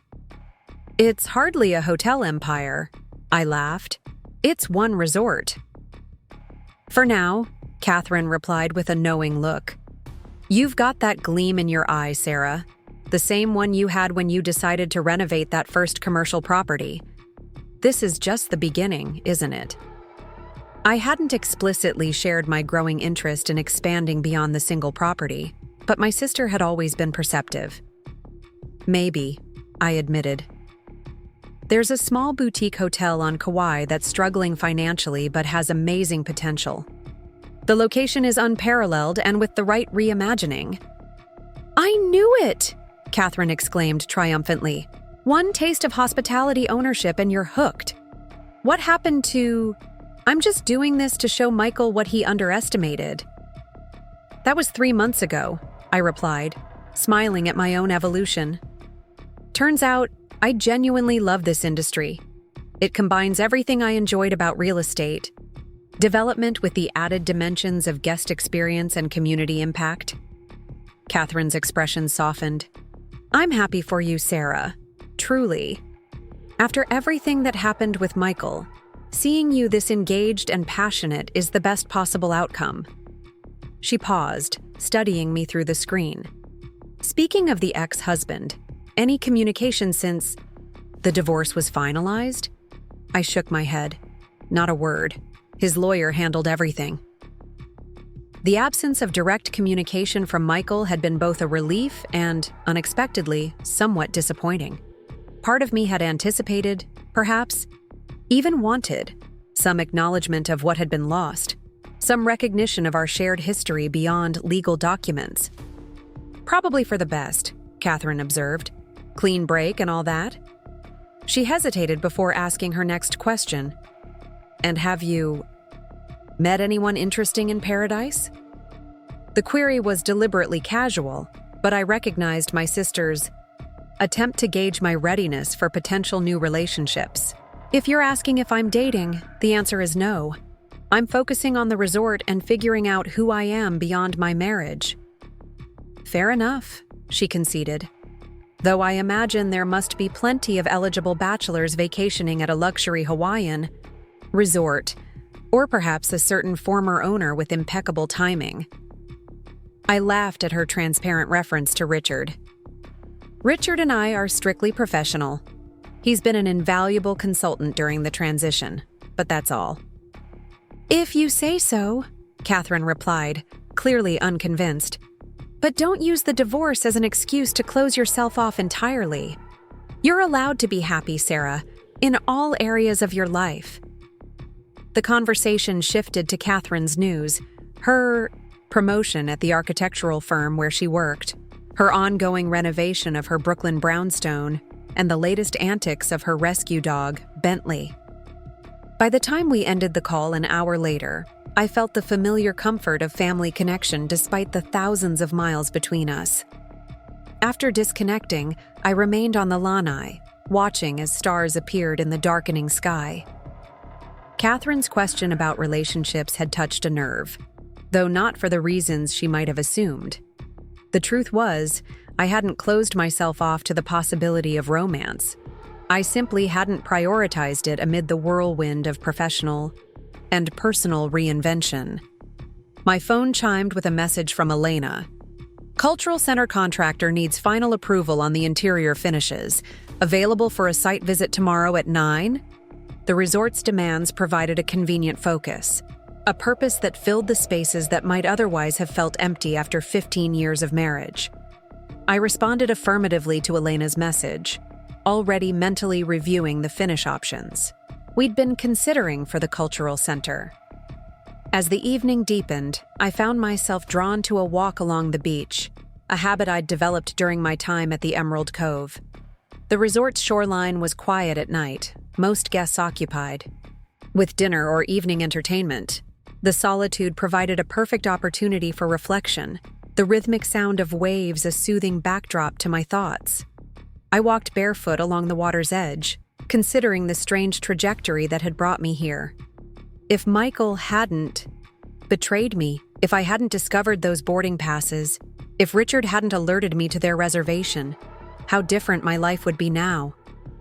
I would still be in Connecticut, still defining myself primarily as Michael's wife, still sublimating my own ambitions to support his.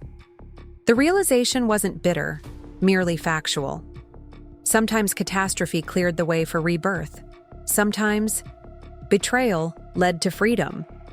These paradoxes no longer felt confusing or painful. They were simply part of the complicated tapestry of human experience. My contemplative solitude was interrupted by the sound of footsteps approaching.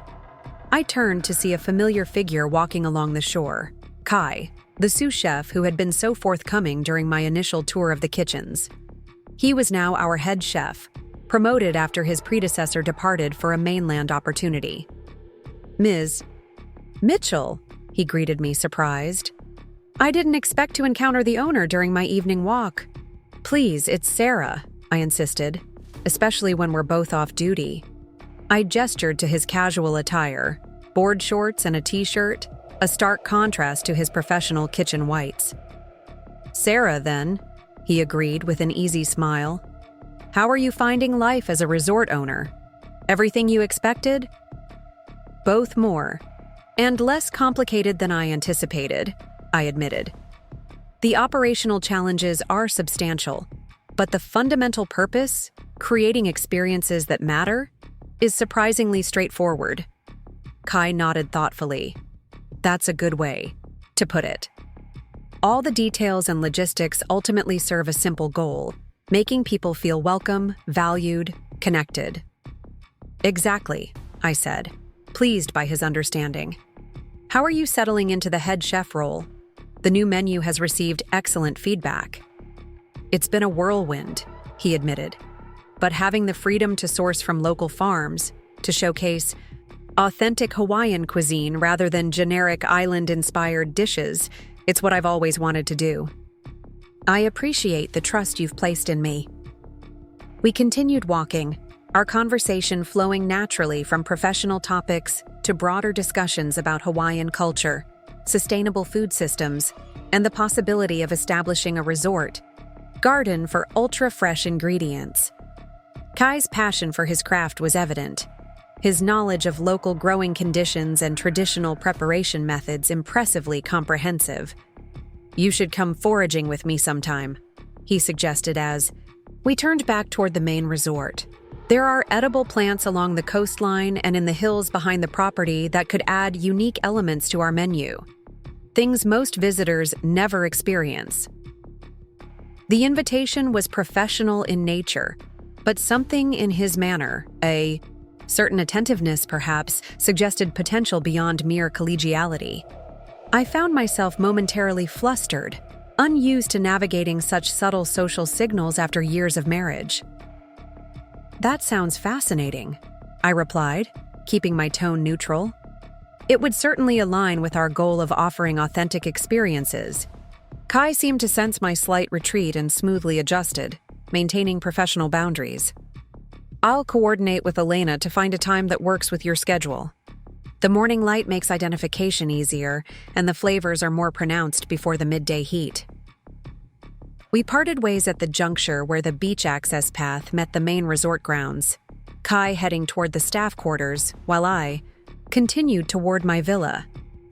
The brief encounter left me thoughtful, not so much about Kai specifically, but about the broader question of personal connections in my new life.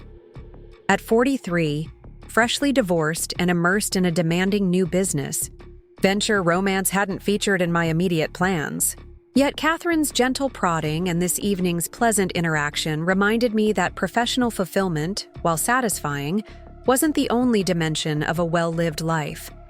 Back in my villa, I found myself pondering what I wanted beyond the successful transformation of the Emerald Cove. The resort provided purpose, challenge, and a vehicle for creating positive impact. But what about the more personal aspects of happiness? Community, connection, perhaps eventually partnership with someone who saw me clearly and valued me for exactly who I was.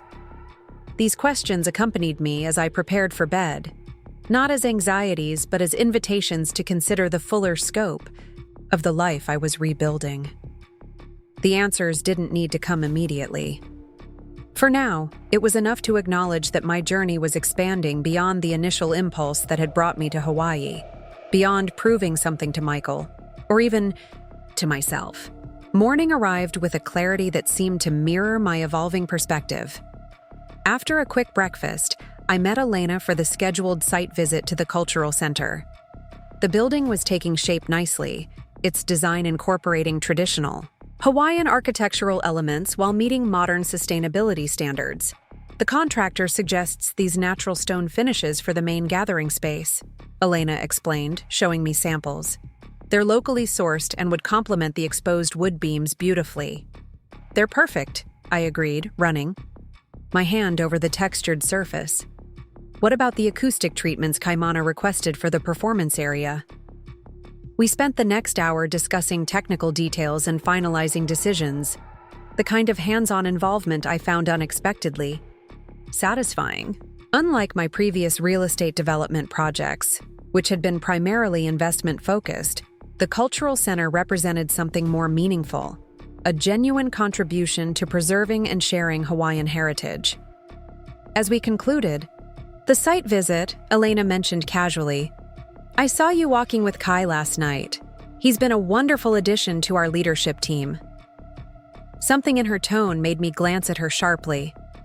It was a coincidence. We both happened to be taking evening walks. Elena's expression remained neutral, but I detected a hint of amusement. Of course. Though coincidence or not, he's one of our most talented staff members. His vision for authentic Hawaiian cuisine aligns perfectly with your overall direction for the resort. I chose not to address the subtle implication in her comment. Yes, his promotion was an excellent decision. The guest feedback on the new menu has been outstanding. The day continued with its usual rhythm of meetings, property tours, and decision-making. By late afternoon, I found myself in my office, reviewing proposals for the next phase of sustainability initiatives when my assistant announced an unexpected visitor. "Mr. Mitchell is asking to see you," she said, her expression carefully neutral. "He doesn't have an appointment, but he says it's important." The announcement sent a jolt through me. Michael, here in Hawaii? After months of lawyer-mediated communication and deliberate distance? Did he say what this is regarding? Only that it's a personal matter, and he won't take much of your time. I considered refusing to see him. It would be entirely justified given our history. But curiosity won out over caution. "You can send him in." Michael entered a moment later, looking both familiar and somehow diminished.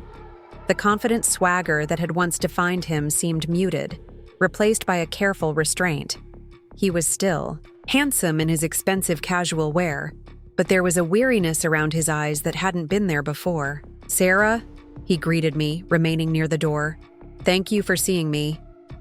"This is unexpected," I replied, not rising from behind my desk. The psychological advantage of maintaining my position of authority felt necessary.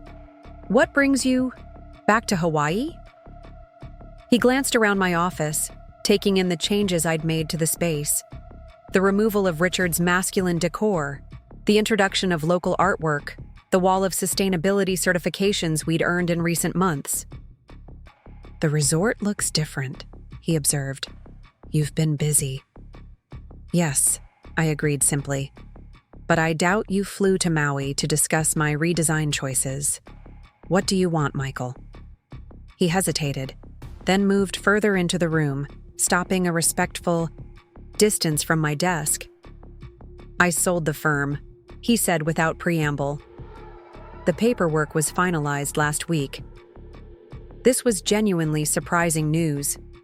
Michael's investment firm had been his life's work, the achievement he'd been most proud of. You sold it? Why? It wasn't the same after. He trailed off, then tried again. After everything that happened, I couldn't seem to find the same satisfaction in it. The work felt hollow somehow. I studied him, trying to discern his true purpose in sharing this information. I'm sorry to hear that, I said carefully, but I'm still not clear on why you're here. Michael drew a deep breath, as if preparing himself for something difficult. I came to apologize, Sarah. Properly, in person. Not through lawyers or emails, but face to face. He met my gaze directly. What I did was unforgivable. Not just the affair, but the lying, the manipulating, the way I gradually diminished your place in your own life. The directness of his statement caught me off guard. During our marriage, Michael had rarely acknowledged mistakes, preferring to minimize or redirect rather than accept responsibility. This frank admission represented a significant departure from his usual approach. I appreciate you saying that, I replied, maintaining my composure despite the unexpected emotional impact of his words. It couldn't have been easy to come here. It wasn't, he admitted, but it was necessary. I've spent the past few months really thinking about what happened, about the man I became and the choices I made. He paused, seeming to organize his thoughts. I thought I needed something different, something new. I convinced myself that success meant being able to have whatever I wanted, whenever I wanted it, including Jennifer. The mention of her name hung briefly in the air between us. And how is Jennifer? I asked, surprising myself with the genuine curiosity in my voice. Michael gave a rueful smile. She wisely wanted nothing to do with me after Hawaii. She found a position with a competitor within 2 weeks and made it very clear that our relationship was over. I nodded, respecting Jennifer's decision to make a clean break. Smart woman. Yes, Michael agreed. She deserved better than being someone's midlife crisis solution. He hesitated before adding, just as you deserved better than a husband who failed to see your value and strength. The acknowledgement touched something deep within me, not rekindling old feelings, but providing a kind of closure I hadn't realized I still needed. Thank you for saying that. A silence settled between us, not uncomfortable but weighted with the remains of 15 shared years and the separate paths we now traveled. You seem happy, Michael observed finally. The resort suits you. I don't think I've ever seen you this centered. I am happy, I confirmed, the truth of it resonating strongly. Not immediately and not without difficult moments, but yes. I've found something here that feels right for me. Michael nodded, accepting this without visible regret. That's good. You deserve that happiness, Sarah. He glanced around the office once more, then back to me. I should go. I just wanted to say what needed to be said, face to face. As he turned to leave, I found myself calling after him. Michael? He paused, looking back. What will you do now, after selling the firm? A flicker of uncertainty crossed his face. I'm not entirely sure. Travel, maybe. Some consulting work. Try to figure out what actually matters. He offered a small, self-deprecating smile. Apparently, it's never too late for that particular lesson. After he departed, I remained at my desk, processing the unexpected encounter. Michael's apology had been sincere. I knew him well enough to recognize that. But more surprising was my own reaction to it. The anger and hurt that had fueled my initial purchase of the Emerald Cove had faded so completely that his presence generated only a calm acknowledgement of our shared past and the separate futures that lay ahead. I walked to the window, looking out at the resort grounds where guests enjoyed the late afternoon sunshine. Staff members moved purposefully through the property, attending to the thousand small details that created the seamless experience we promised. In the distance, the cultural center construction continued, its emerging silhouette promising new dimensions to the Emerald Cove experience. This was my world now. Not a reaction to betrayal or a gesture of defiance, but a genuine calling that aligned with my values and abilities. Michael's unexpected visit hadn't disrupted that reality. If anything, it had confirmed the rightness of my new path. My phone buzzed with a message from Kayla. Cultural center contractor found traditional wooden beams from a decommissioned building on the Big Island. Authentic, beautiful, perfect for our space. Slightly over budget, but worth every penny.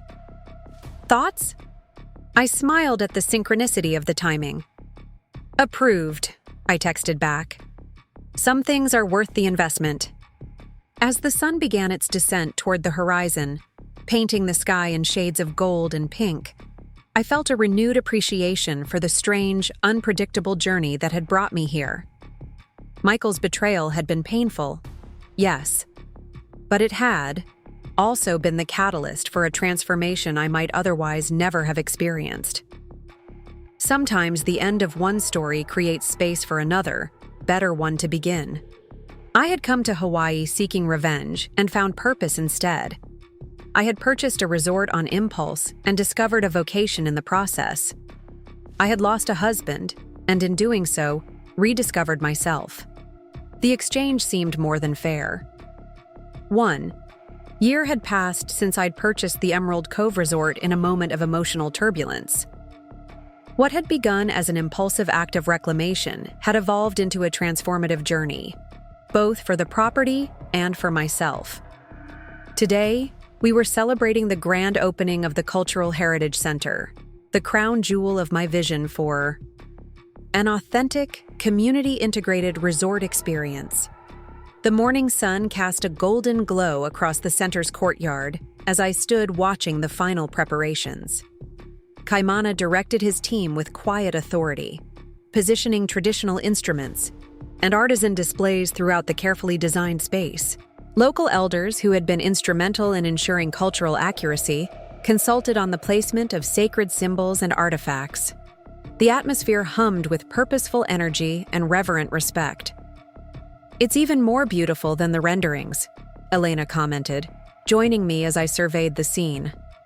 In the past year, she had become not just a valued colleague, but a trusted friend, her practical wisdom and deep community connections proving invaluable as we reimagined what luxury Hawaiian hospitality could be. "The real credit goes to Kayla and the elders," I replied. "They've created something authentic rather than performative." "With your vision and funding," Elena reminded me. "Not many owners would invest this heavily in cultural programming that doesn't generate immediate revenue." "It's not just about revenue," I said, watching as a group of local school children arrived for the pre-opening educational program we'd established. "It's about creating meaningful connections between our guests and Hawaiian culture, between the resort and the community, between commercial success and social responsibility." Elena smiled knowingly. "You sound like a woman who's found her purpose." Her observation was astute. The past year had clarified something essential within me, a core set of values and abilities that had always been present, but had often been subordinated during my marriage. Leading the Emerald Cove had allowed me to integrate my business acumen with deeper principles of sustainability, cultural respect, and community benefit. The transformation wasn't limited to my professional identity. Personally, I had gradually rebuilt my life with intentional choices, rather than reactive ones. My villa at the resort had become a true home, filled with objects and routines that reflected my authentic preferences. I'd established genuine friendships with several staff members and local residents, connections based on shared values rather than social convenience. And I'd even begun cautiously exploring a relationship with Kai, our talented head chef, whose passion for Hawaiian cuisine had expanded to include occasional private dinners at my villa and contemplative walks along the shoreline. "Sarah," Kaimana called, interrupting my reflection. "The elders would like to speak with you before the blessing ceremony." I made my way to where 3 respected community leaders waited, their dignified presence commanding natural respect. Auntie Leilani, the eldest among them at 87, took my hands in hers. "You have done something important here," she said, her voice soft but firm.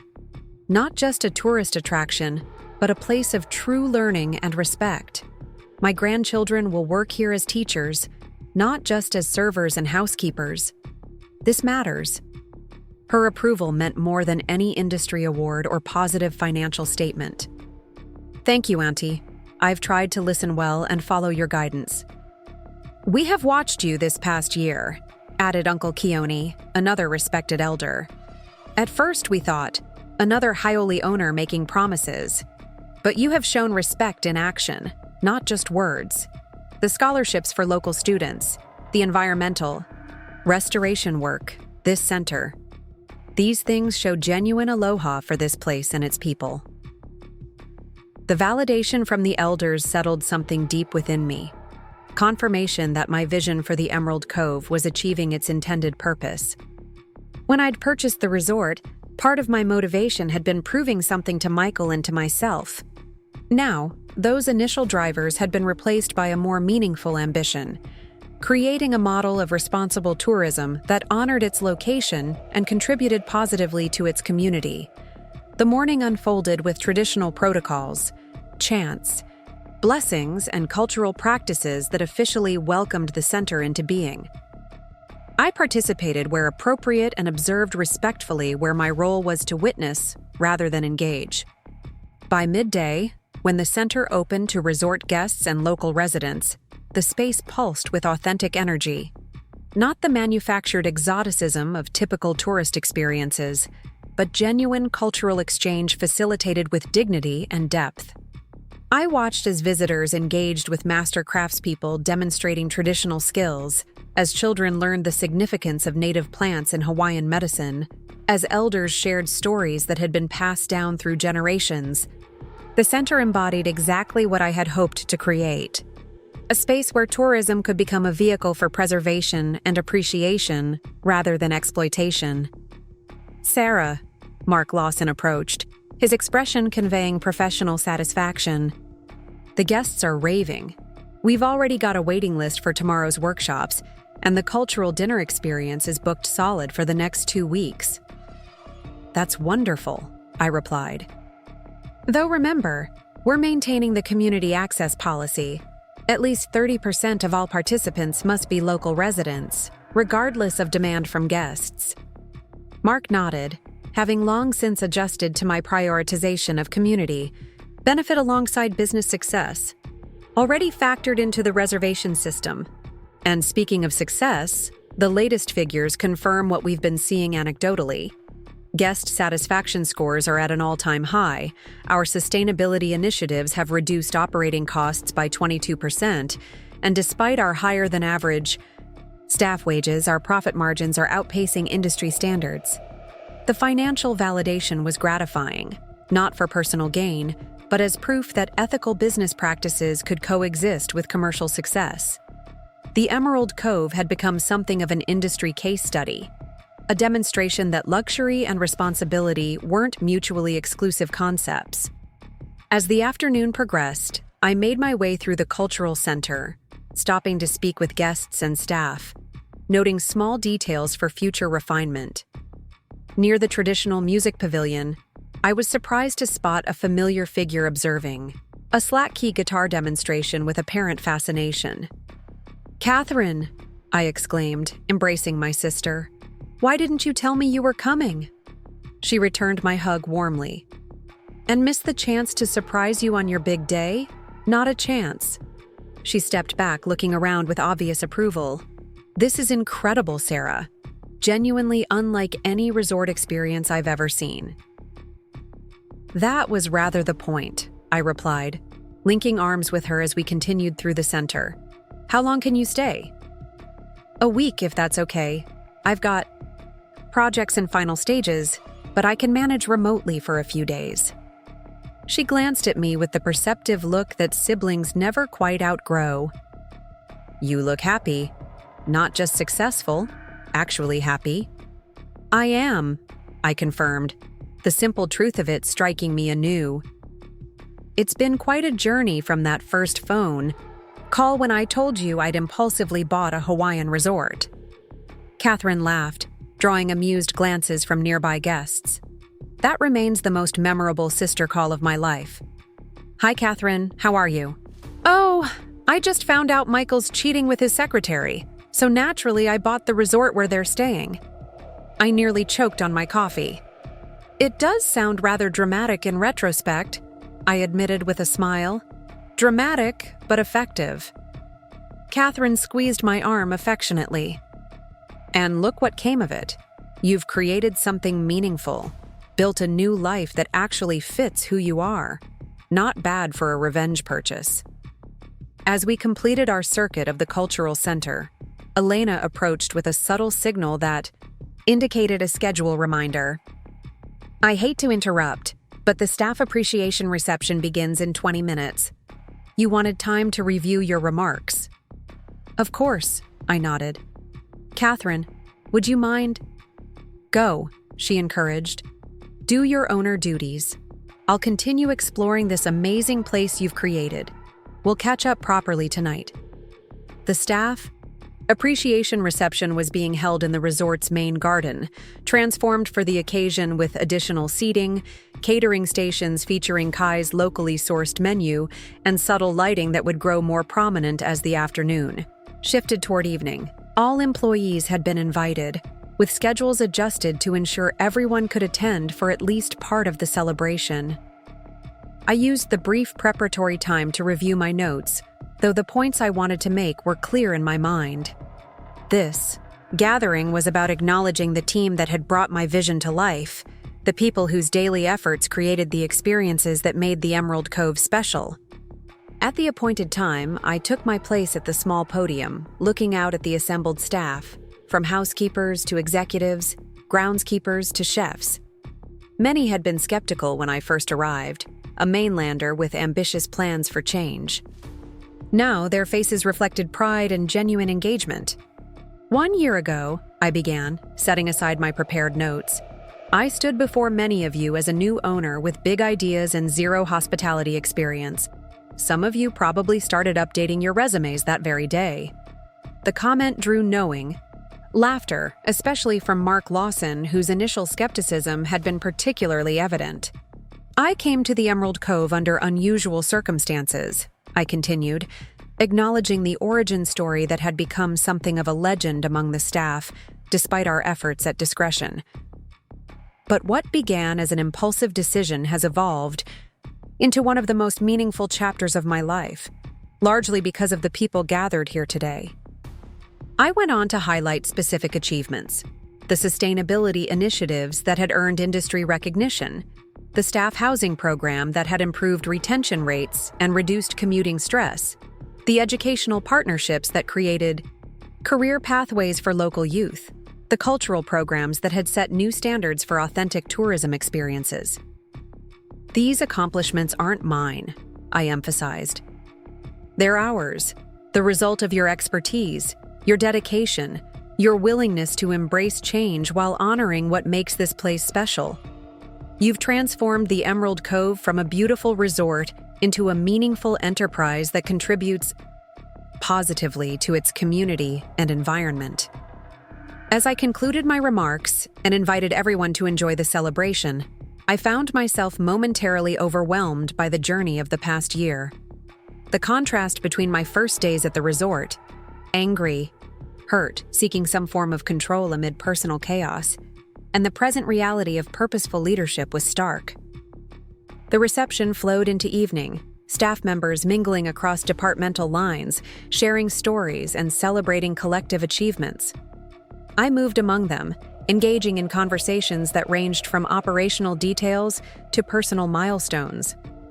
Catherine joined me for part of the gathering, her architect's eye appreciating the thoughtful design elements we'd incorporated throughout the property. As the event wound down, I found myself standing at the garden's edge with Kai. watching as the final groups of staff departed, many stopping to thank me personally before heading home. "They respect you," Kai observed quietly. "Not just as the owner, but as someone who lives her values." "I've tried to," I replied, "though it's been a learning process for all of us." Kai smiled, the expression warming his typically reserved demeanor. "The best journeys usually are." He hesitated briefly before adding, "Speaking of journeys, I've been meaning to ask you something." The slight shift in his tone caught my attention. Over the past few months, our relationship had evolved gradually from professional respect to personal connection, neither of us rushing the delicate transition from colleagues to something more. We'd shared meals, conversations, and increasingly personal disclosures, but had maintained a certain careful boundary, both protective of our professional roles and mindful of my relatively recent divorce. "I've been invited to participate in a culinary sustainability conference on the Big Island next weekend," he continued, "a gathering of chefs committed to regenerative food systems and cultural preservation through cuisine. I thought you might want to join me, not as the owner of the Emerald Cove, but as Sarah." The invitation represented a subtle but significant shift, a weekend away together, a public acknowledgement of our developing relationship beyond the confines of the resort. "I'd like that," I replied, the simplicity of my response belying the significance of the step, both professionally and personally. Kai's smile deepened, reaching his eyes. "Good. It's time we explored beyond our comfortable boundaries." Later that evening, after the celebrations had concluded and most guests had retired to their rooms, Catherine and I sat on my villa's lanai, sharing a bottle of wine and catching up properly. The ocean provided a soothing soundtrack to our conversation, waves breaking gently against the shore in rhythmic percussion. "So," Catherine said, giving me the penetrating look that had always preceded her most direct questions, "are you and the handsome chef official now? I noticed how he looks at you, and more tellingly, how you look at him." I laughed, unsurprised by her observation. "We're evolving. Carefully, professionally, and with appropriate consideration for the fact that I own the resort where he works." "Very sensible," Catherine noted with mild sarcasm. "Heaven forbid you do something impulsive, like, oh, I don't know, buying an entire resort on emotional impulse." "I think I've filled my impulsivity quota for at least a decade," I retorted. "Besides, this is different. The resort was a business decision, albeit one triggered by personal circumstances. Kai is..." I paused, searching for the right words. "Kai represents a potential future, a real one, based on shared values and genuine connection, not just reaction to the past." Catherine's expression softened. "I'm happy for you, Sarah, truly.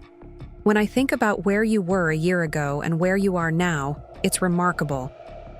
"It's strange to think that I have Michael to thank for it, in a way," I mused. "If he hadn't betrayed me so spectacularly, I might never have discovered this path." "Please don't tell me you're actually grateful to him," Catherine protested, refilling our wine glasses. "That's a level of enlightenment I find slightly nauseating." I laughed again, appreciating my sister's grounding perspective.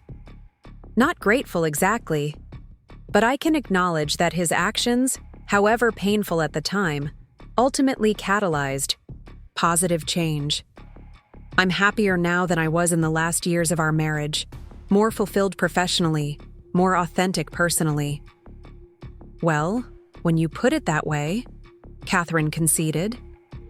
"Though I still prefer the narrative where you magnificently outwitted him and emerged triumphant, rather than this mature philosophical interpretation." "Both can be true," I suggested with a smile. "I did magnificently outwit him, and I've grown from the experience. Complexity is allowed."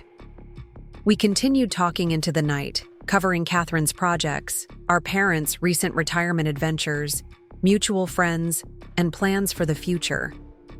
As always, my sister's presence provided a touchstone to my past while affirming my present choices. When I finally retired to bed in the early hours of the morning, I found myself reflecting on the day's events: the cultural center opening, the staff celebration, Kai's invitation, Catherine's observations. Each represented an aspect of the life I'd built in the year since purchasing the Emerald Cove. Professional purpose, community connection, personal potential, family support. The journey had begun with betrayal and anger, with a desire to reclaim control and assert my value. It had evolved into something far more meaningful: the discovery of capabilities I hadn't fully acknowledged, the development of a vision larger than personal vindication, the creation of a life aligned with my deepest values rather than external expectations. Michael's affair and my impulsive response had shattered the careful structure of my former life. From those fragments, I'd constructed something new.